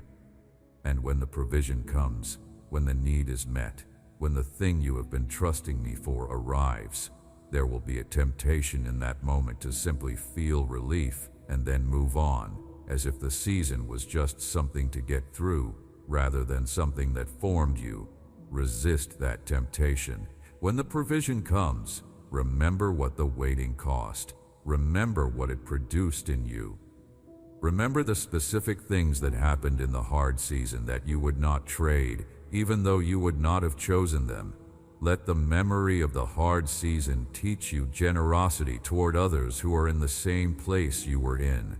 Let the experience of waiting and trusting and eventually receiving become part of the testimony you carry, the story you tell, the encouragement you offer to the people around you who are in the middle of their own difficult seasons. Because you will meet them. You will meet people who are in the exact place you are in right now, afraid, exhausted from the effort, uncertain about whether the provision will come, wondering whether I have forgotten them or whether their faith is enough. And you will have something to offer them that no one who has only ever known abundance can offer. You will be able to say, I was there. I know what that feels like, and let me tell you what happened. Let me tell you what I discovered about the God who provides. That testimony is part of the provision I am building right now. The season you are in is producing something that will bless people around you in ways you cannot yet see. The painful part of this season is preparing you to carry a gift that only people who have been through it can carry.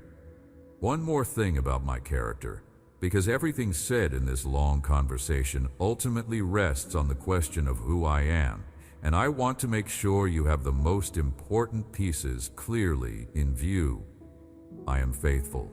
My faithfulness is not something I practice with effort or maintain by will. It is what I am. I cannot be unfaithful any more than fire can be cold or water can be dry. When I make a commitment, the commitment is real and permanent and not subject to revision based on your performance or your circumstances. I made a commitment to shepherd you, to provide for you, to never leave you without what you genuinely need, and that commitment is as real today as it has ever been. My faithfulness to you is not conditional on your faithfulness to me. I would prefer that you be faithful. I invite you to trust me and respond to me and walk in what I show you. But if you have been inconsistent, if you have had periods of doubt, if you have struggled to hold on to faith in the hard seasons, that has not changed my commitment to you. I am still your provider. I am still your shepherd. I am still the one who is working on your behalf in ways you cannot yet see. I am also patient. My patience is not passive. It is not me sitting back and watching you struggle while I wait for you to get your act together before I step in. My patience is the patience of a God who works at the right time, not the time that would remove all discomfort the fastest, but the time that produces the best outcome for the full shape of your life. When my provision seems delayed, it is not because I have forgotten. It is because I am working at a depth and a scale that your current view cannot encompass. I see the full picture. I see what this moment connects to in the trajectory of your story. And my patience in bringing things at the right time is a form of care, not a form of neglect, and I am generous, genuinely, exuberantly, abundantly generous. I do not give with one hand and take back with the other. I do not give minimally when I could give abundantly. My nature is overflow, not scarcity. When I provide as one who has unlimited resources and unlimited love, and the genuine desire to bless you beyond what you asked for. You have not been promised bare survival. You have been promised abundance, not necessarily the world's definition of abundance, which is excess and accumulation beyond any need, but the abundance of a life that is genuinely and deeply resourced for everything it was designed to do, where nothing essential is lacking, where there is enough for you and enough to give to others. That is what I am working toward for you. That is the vision of provision I hold for your life, not just enough to stop the fear. Enough to live freely, give generously, and serve the purposes you were made for. So hear me again, one final time, before we end this conversation. You are not forgotten. You are not alone in this. The need you are carrying has been seen by the one who has both the heart to care about it and the power to do something about it. The provision you need is not impossible. It is simply not yet arrived. And the same God who fed 1 million people in the desert every morning for 40 years, who multiplied 5 loaves into abundance for thousands, who filled the widow's jars with oil that kept flowing, is the God who is presently and actively working on your behalf. He knows your name. He knows your need. He knows the timing. He is not late. He has not forgotten. He will not fail you. Walk into what is ahead of you with that settled in your bones. Let it be the foundation you stand on when the fear tries to pull you under. Let it be the truth you return to when the circumstances threaten to tell a different story. Let it be the word you speak over yourself when you need to be reminded of what is real. My God is my provider. He knows my need. He is already working. He will not fail me. That is the word I have spoken over you today. It is not empty. It will accomplish the purpose for which I sent it into your life. Receive it. Believe it. Let it do its work in you, and watch what becomes possible when you allow the truth of who I am to become the frame through which you see everything. There is one more thing that needs to be said before you go, and it is the most important thing of all. After everything that has been spoken today, after all the promises and the truths and the practical wisdom, what matters most is not that you understood the content, but that you received the heart behind it. The heart behind every word spoken here is love. Pure, personal, specific, unconditional love for you. Not admiration for your spiritual discipline or appreciation for your faithful effort, though those things matter. Love, the kind that existed before you did anything worth loving, the kind that does not increase when you succeed and does not decrease when you fail, the kind that will be present in every remaining moment of your life and will not end when this life ends. That love is what is behind every promise of provision I have made today. The reason I provide is not obligation or contract. The reason I provide is love. And because that love does not change, neither does my commitment to provision. So whatever you carry away from this, carry the love. Let it be what settles you when the fear returns. Let it be the foundation that holds when everything else is moving. You are loved by the God who made you, and that God will not let you lack. Before we reach the end of this, I want to leave you with something simple and practical, a way to carry what has been spoken into the ordinary moments of your days. Because the ordinary moments are where faith is actually tested, where the truth about provision is either held or let go, where the fear either wins or does not win. It is not in the dramatic moments that your faith is forged. It is in the Tuesday afternoon when the numbers do not add up and you choose to trust anyway. It is in the quiet hour when the worry surfaces and you choose to bring it to me rather than just turning it over in your mind again. It is in the moment someone asks how you are and you choose to be honest rather than performing an okay you do not feel. That is where the real work of faith happens. In the ordinary, unremarkable, everyday moments of a life being lived in trust. So here is what I want you to do in those moments. When the fear surfaces, name it. Do not pretend it is not there. Say, I am afraid, and then bring that specific fear to me, not in a panic, not in a desperate bargaining prayer, but in a deliberate and honest placement. I am bringing this fear to you. I believe you are my provider. I trust you with this. And then notice what happens when you actually make that placement and do not immediately take it back. Notice the small shift that occurs when you genuinely hand something to me rather than carrying it while talking about trusting me. That small shift is real. That is not your imagination. That is what happens when trust is practiced rather than just believed.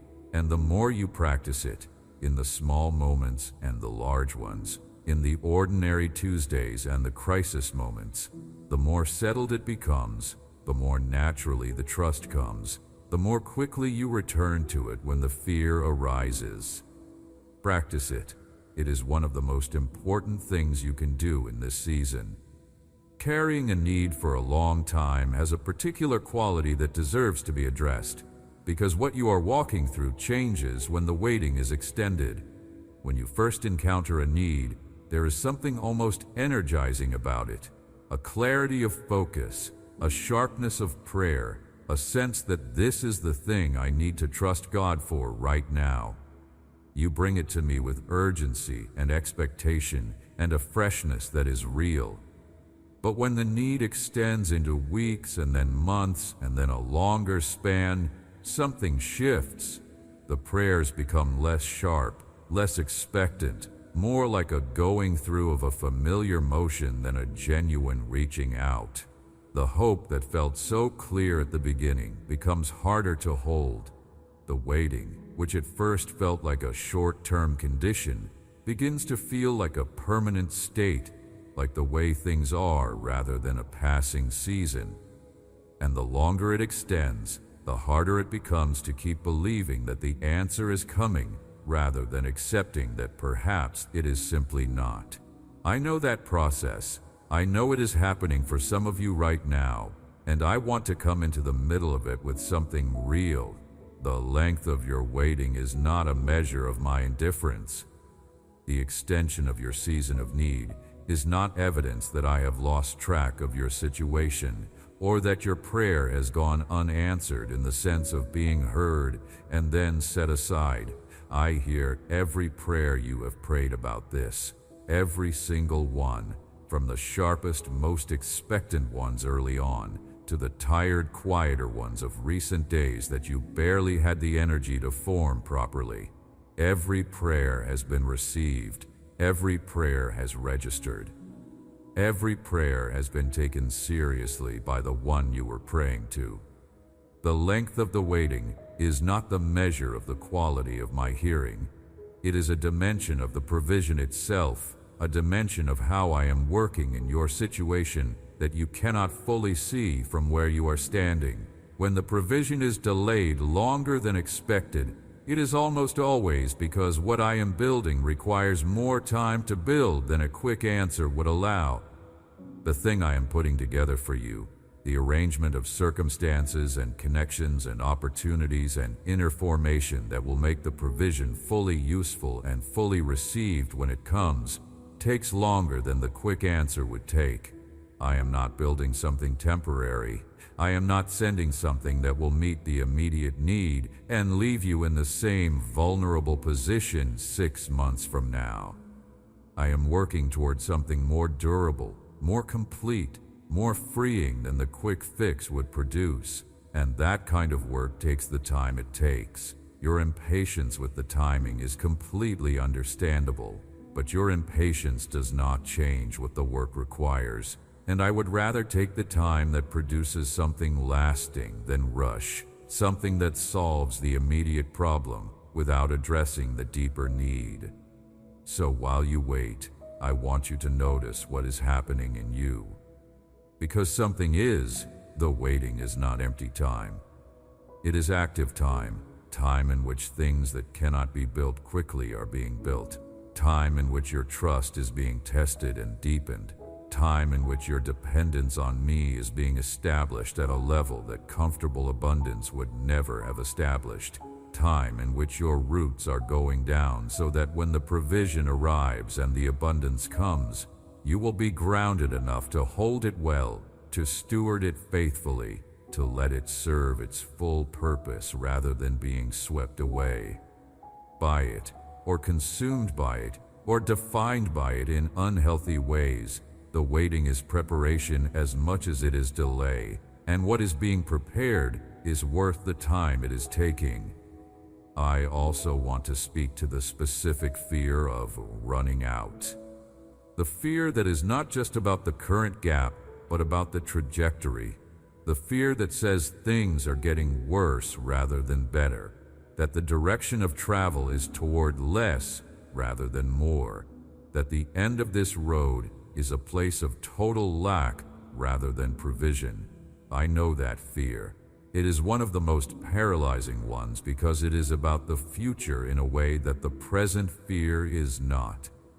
It is not just, what do I do about today? It is, where is this all heading?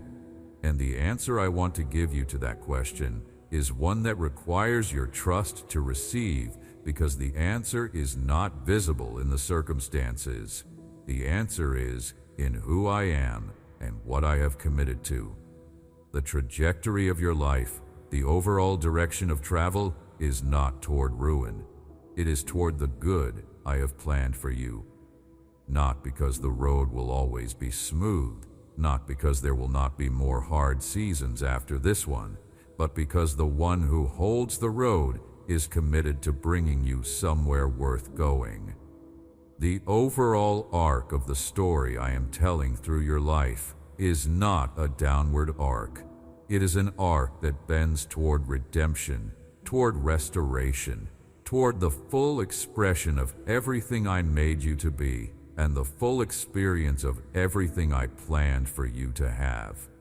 There is a courage that provision requires, and it deserves to be named, because there is a kind of courage that has nothing to do with physical bravery, and everything to do with the willingness to keep trusting when the circumstances give you every reason not to. The courage to bring a need to me for the 100th time, even when the first 99 times did not produce the answer you expected. The courage to maintain hope in a season that has not given you much visible reason for hope. The courage to hold on to what you believe about me, even when what you are experiencing seems to contradict it. The courage to act in faith when the outcome is uncertain.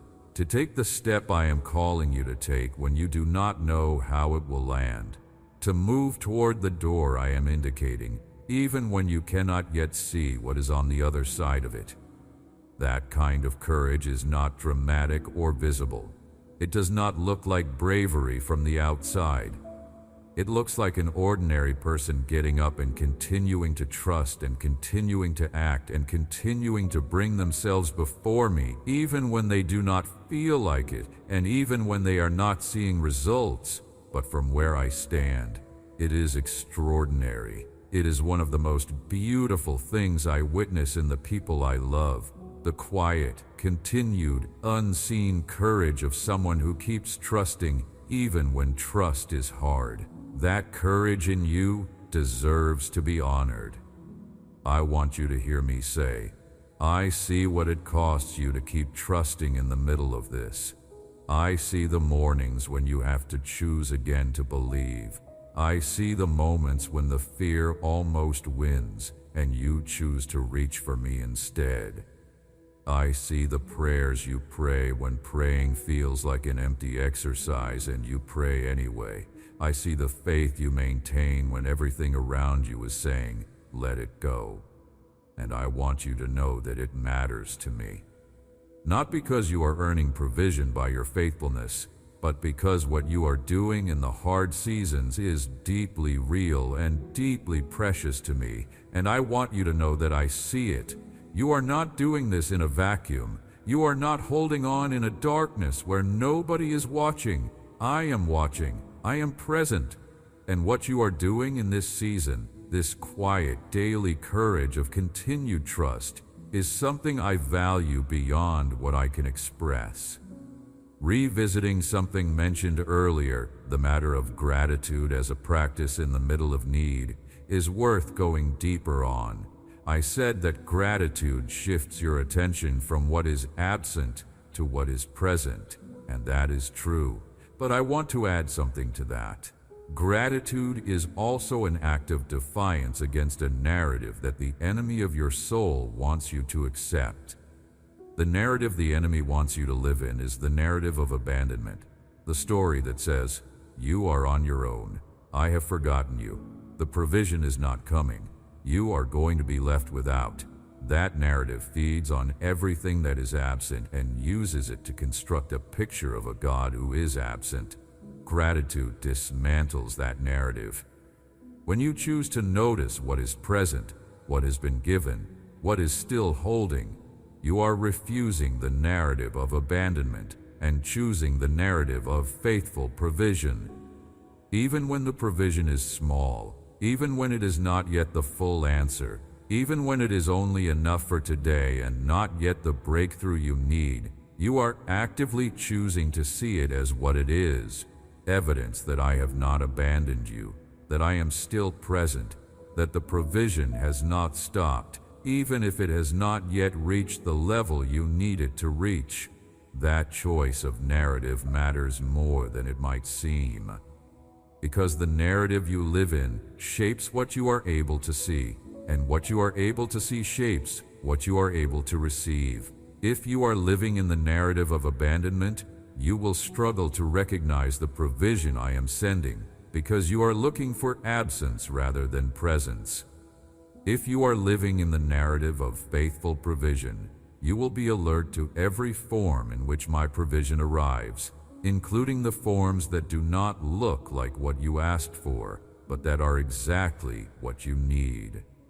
Gratitude keeps you in the right narrative. It keeps your eyes oriented toward presence rather than absence. And in that orientation, you are positioned to receive the full breadth of what I am providing, not just the dramatic, visible answers, but every form in which I am meeting you. The practical steps in front of you matter, so let us turn to them. There are things I have been pointing you toward, things you know about, directions I have been indicating, moves I have been calling you to make.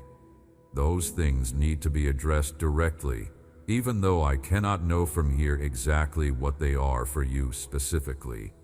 What I can say is this: the provision I have arranged for you is connected to movement. I designed provision not to fall from the sky onto a stationary target, but to meet you in the direction you are moving. When you move toward what I am calling you toward, provision becomes accessible in ways it is not when you are standing still. Not because stillness is sinful, but because the things I am sending you have trajectories, and those trajectories intersect with your movement rather than with your waiting in place. Whatever I have been calling you toward, whatever the next step is that you know about, take it. Trust the movement. Let me meet you in the motion. And when you take that step, I want you to take it without looking back. One of the things that costs people in the moment of faith action is the looking back, the second guessing, the wondering whether they heard correctly, the temptation to retreat when the first step does not immediately produce visible results. Take the step I am indicating and commit to it, moving forward rather than sideways or backward, to trust that when I call you somewhere, I have a reason and I have provision waiting on the other side of the obedience. The one who moves forward in trust gets to discover what is on the other side of the obedience. The one who moves toward the thing I am calling them toward gets to experience what I have arranged for them there. Move forward. I am with you in the motion and ahead of you, preparing what you will find when you arrive. Going one layer deeper before we close, there is something about provision that has not yet been fully addressed. Something that sits underneath even the practical need and the fear and the waiting, and it is this: the invitation to know me. Every season of need is ultimately an invitation to know me better, not to earn provision, not to pass a test, but to encounter me in the specific way that the empty place makes possible, in the way that fullness cannot replicate, in the way that only opens to those who are genuinely without and genuinely looking to me to be what I say I am. This is the deepest dimension of what I am doing in your life right now. I am not just working to fill a gap. I am working to make myself known to you in the way that I am most fully known, which is in the place of genuine dependence and genuine trust and genuine discovery of my faithfulness. Every widow who reached into the empty jar and found oil, every hungry person who received bread from an impossible source, every person who came to the end of their own resources and found that I was there, all of them knew me in that moment in a way they had never known me before. That knowing is what I want to give you. That knowing is one of the great prizes of a hard season, not the hardship itself, but what the hardship opens up, what becomes visible about me in the place where everything else has been stripped back. I am the one who is here when everything else has been reduced. I am the one who fills what is empty.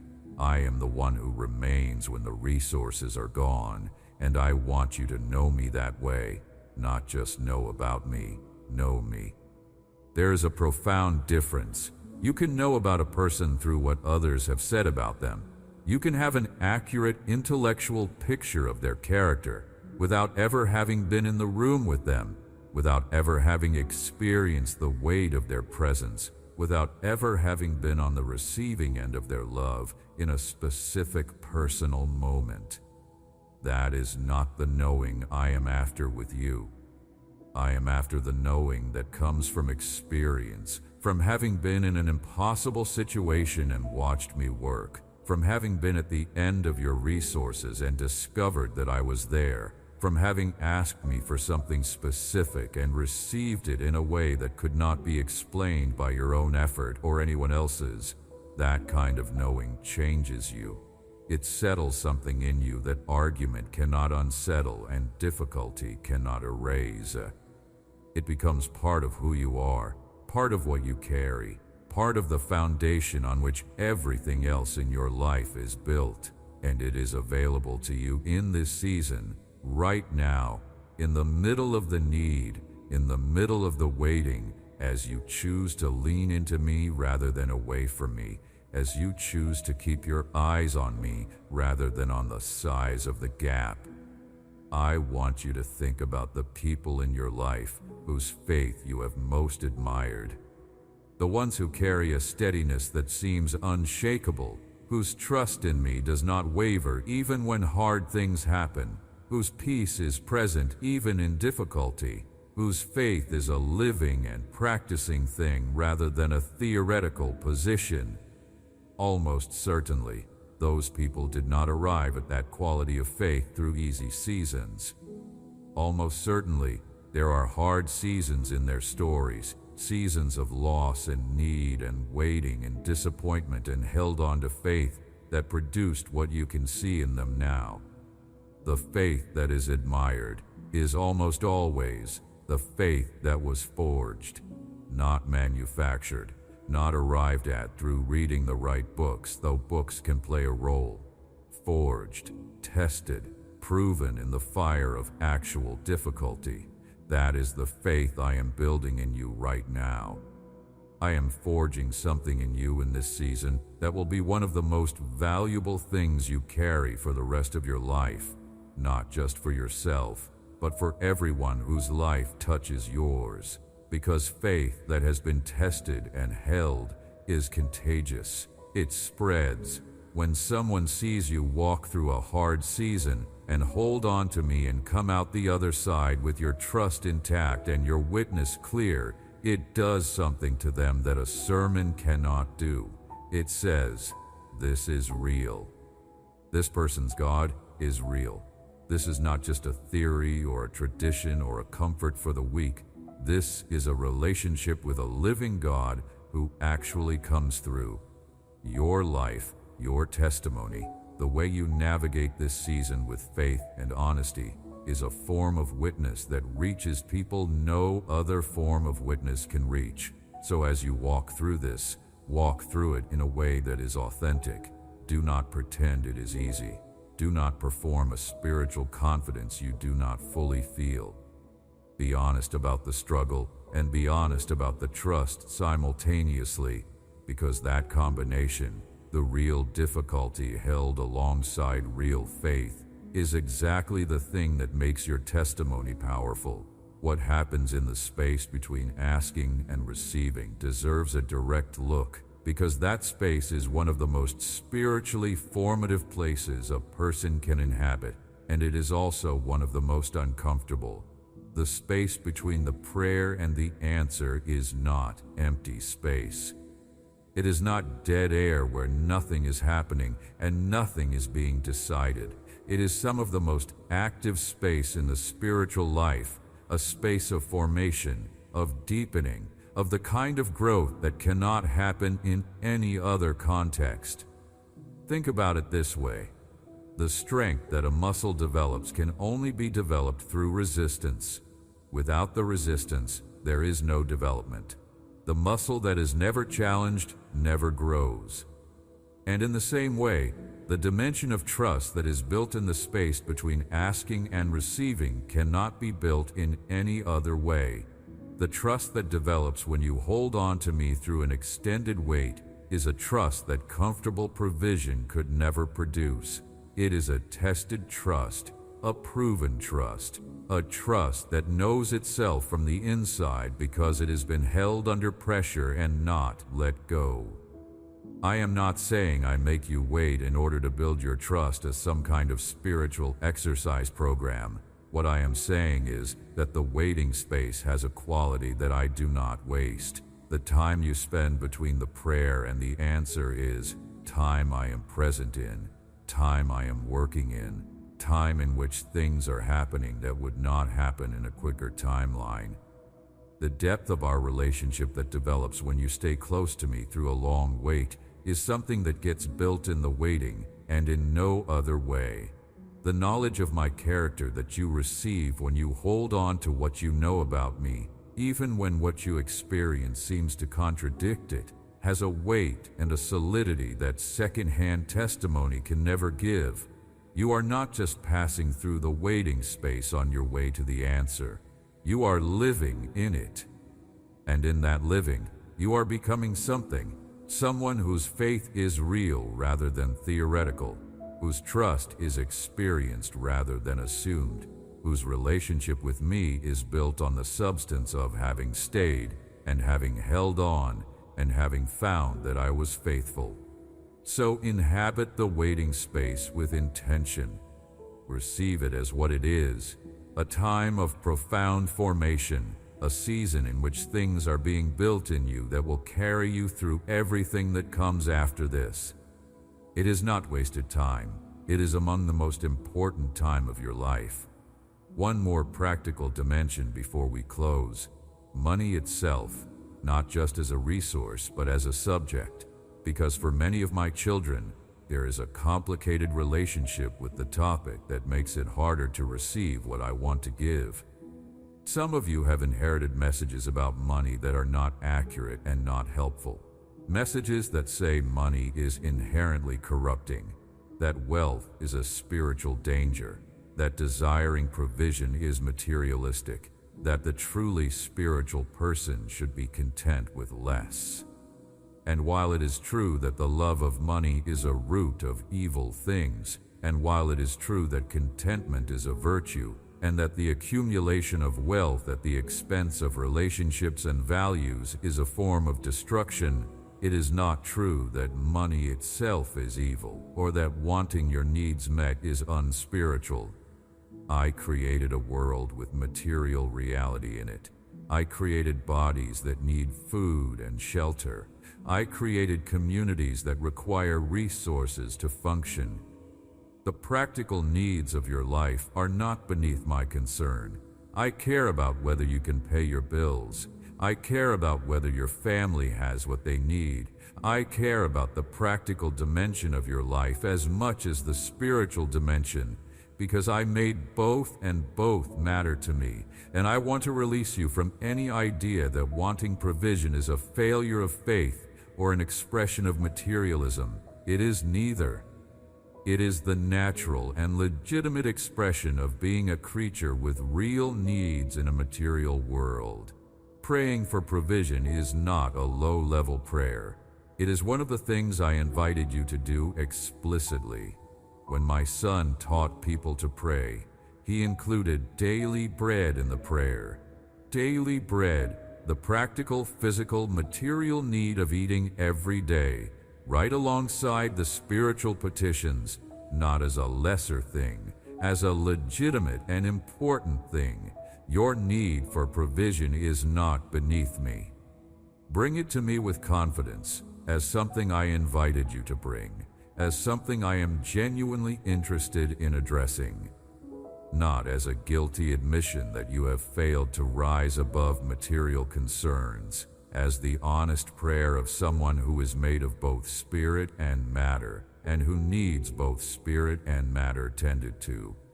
Let me speak for a moment about the way that fear about provision can affect your relationship with me, because I have seen this pattern and I want to address it directly. When the need is pressing and the provision is delayed, there is a temptation to turn your relationship with me into a transaction, to relate to me primarily as the source of the thing you need rather than as the one who loves you and made you and desires relationship with you. I understand why that happens. When you are in urgent need, the urgency shapes everything. It shapes your prayers, your attention, your experience of coming to me.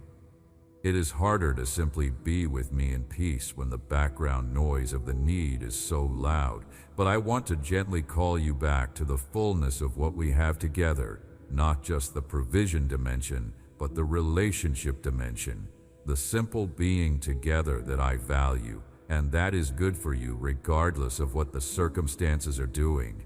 When you come to me only about the need, you miss something. You miss the ways I want to speak to you that have nothing to do with the current crisis.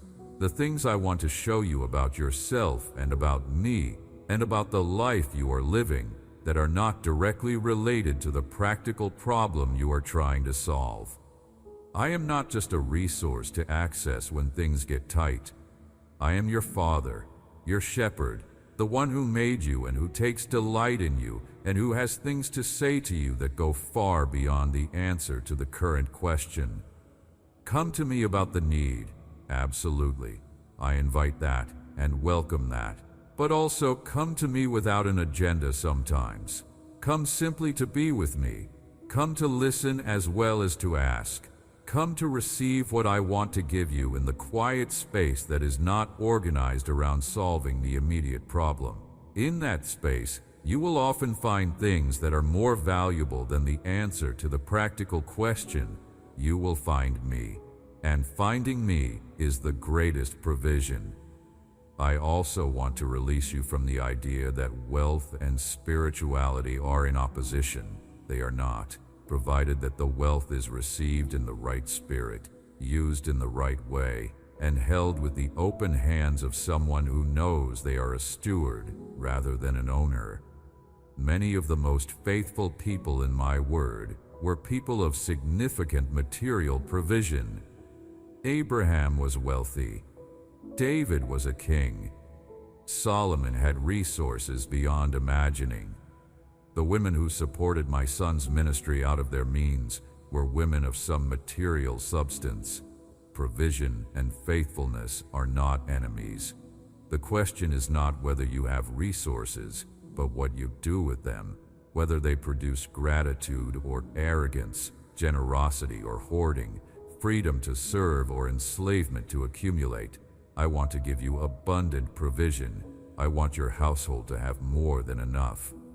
And I want that abundance to produce in you the freedom to give, to serve, to bless, to contribute to the things I am doing in the world. That is the vision I hold for your material life. So receive it with both hands when it comes. Do not be suspicious of it. Do not immediately wonder whether you deserve it or whether there's a catch or whether it will last. Receive it as what it is. The faithfulness of your God, meeting the need of someone He loves. Receive it with gratitude and hold it with open hands. Use it for the purposes it was designed to serve, your sustenance and your family's well-being, and the ability to be generous and the freedom to pursue the things I have called you to. And then keep trusting me for what comes next. And as you receive and as you give and as you live in the ongoing rhythm of need and provision and trust and rest, I want you to carry one central thing with you above all the other things I have said today. Not the principles or the practices or the stories or even the promises, though all of those matter. The one central thing I want you to carry is this: you are not alone in this. Whatever the specific shape of your need, whatever the particular form of your lack, whatever the exact details of the situation that has been burdening you, you are not carrying it alone. I am with you. I am not watching from a distance, waiting to see how you manage. I am present, actively engaged, personally invested in the outcome of what you are walking through. The same God who made the universe, who counts the stars and names them, who knows every sparrow that falls, is paying full and undivided attention to you and your situation right now. You are not a small concern lost in a large universe. You are seen, you are known, you are carried, and the provision you need is not beyond the reach of the one who is carrying you. Rest in that. Let it be what it is, the most stabilizing truth available to you in this moment. Your God knows your need. Your God has the means to meet it. Your God has committed himself to meeting it, and your God does not break his commitments. That is enough to stand on. That is more than enough to move forward with. Let it be the word you hold. You shall not lack. That is my word. That is my covenant. That is the promise that stands over your life regardless of what the current circumstances look like. I am your shepherd, and because I am your shepherd, you shall not want for anything you truly need. Not today, not in the season ahead, not in the years to come, because I am not a God who starts something and abandons it, who makes a commitment and then steps back from it, who promises provision and then leaves the ones he promised to figure it out themselves. I am the God who finishes what he starts, who keeps what he promises, who brings to completion the good work he has begun. I began a good work in you. I will complete it, and the provision you need for the journey is already in my hands, already moving toward you, already being directed to the place where you are at the time when you need it. Hold on, stay faithful, keep trusting, keep showing up, keep acting on what I have given you to do, and keep your eyes on me rather than on the gap. The gap is real, but the gap does not have the final word.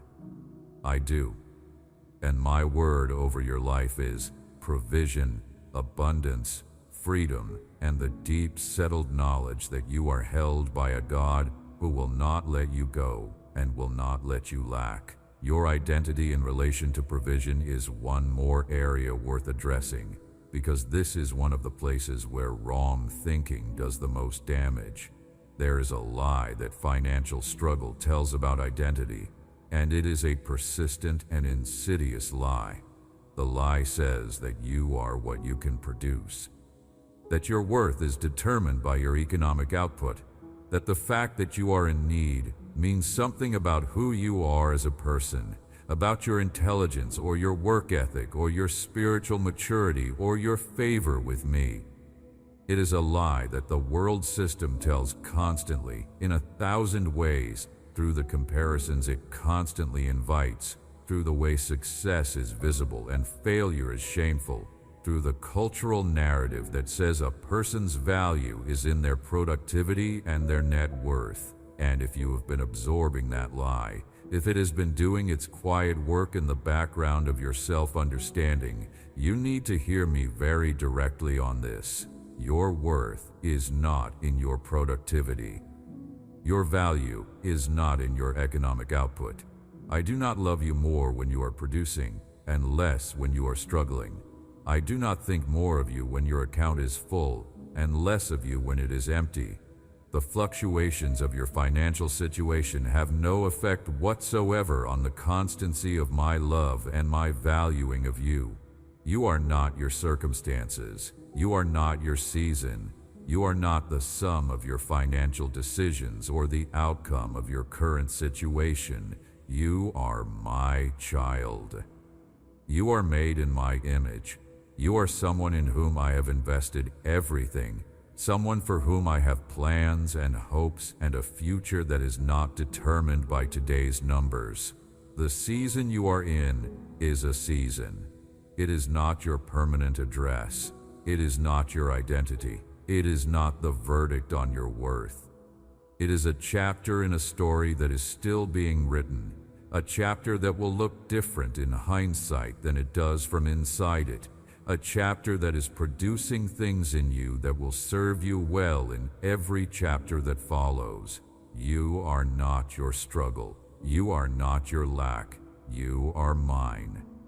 And that identity is the one that is permanent, the one that does not change with your circumstances, the one that you will carry through every season and into the fullness of what I have prepared for you. The people around you also deserve attention here, because provision is almost never a private matter. The people in your life are affected by the season you are in, and I want you to be intentional about how you carry the weight in a way that honors them and does not damage what is between you. The people who love you feel your tension even when you do not speak it. They sense the worry even when you are trying to shield them from it. And the weight of watching someone you love carry a burden they cannot help with is its own kind of suffering. Both wisdom and courage are needed in the relational dimension of this season. Wisdom to know when and how to let people in, not to burden everyone with every detail of every fear, but to be honest enough with the people closest to you that they can actually support you rather than being locked out of the real conversation. There is a way of protecting the people you love that actually isolates them, that leaves them on the outside of what is really happening, that prevents the real connection that real vulnerability makes possible.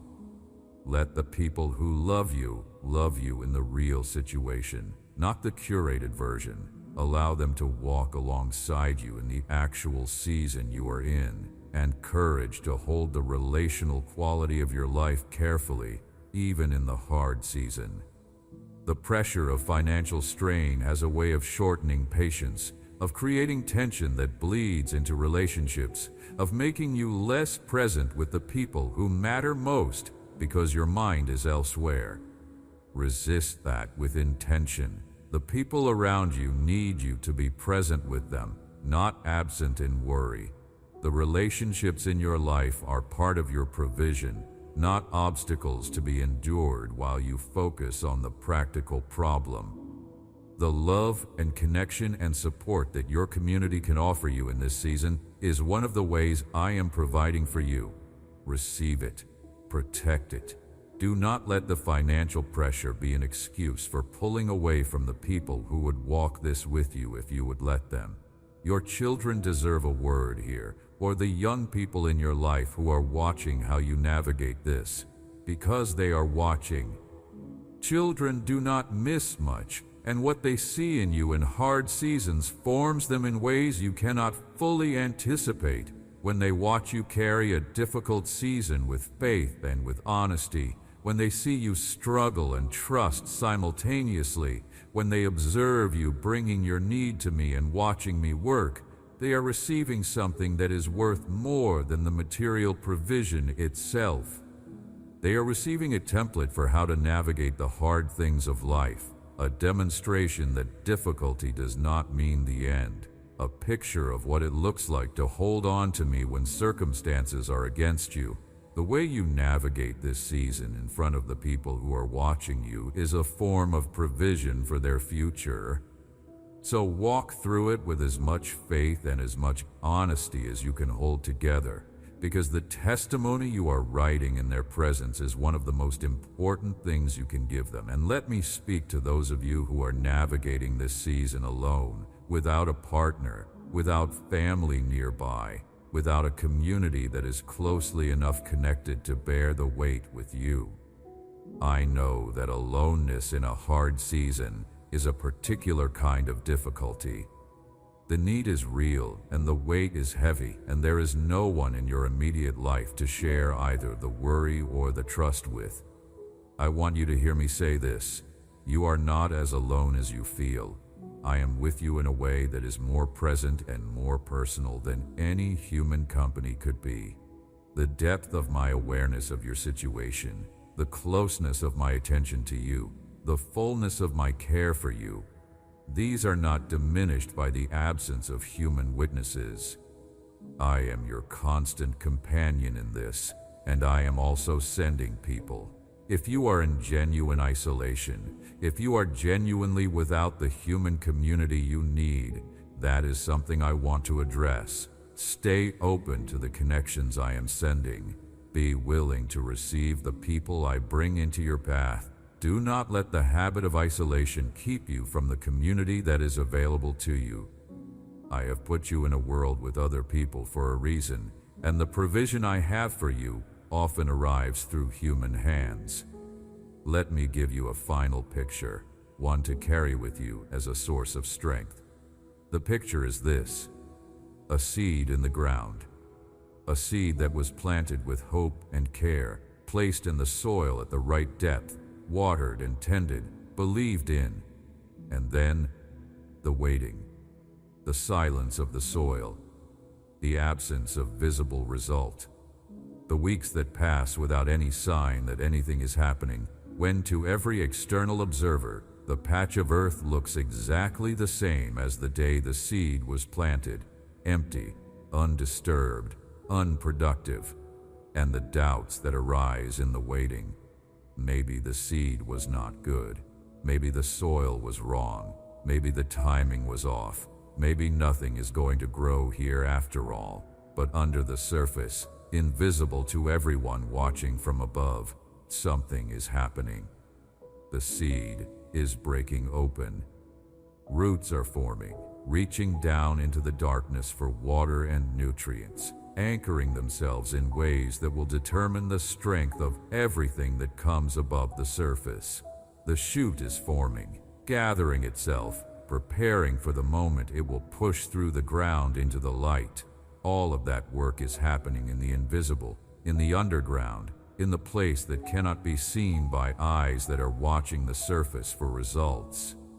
And then one day, suddenly to those watching from above, the green tip appears, and then the stem, and then the plant, and it seems fast, seems sudden, seems like it happened overnight, when in fact everything that makes the visible growth possible was being built in the invisible all along.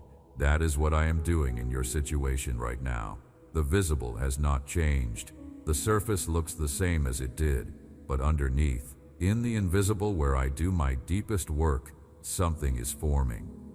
Roots are going down. The shoot is gathering itself. The provision is coming toward you in ways that are not yet visible.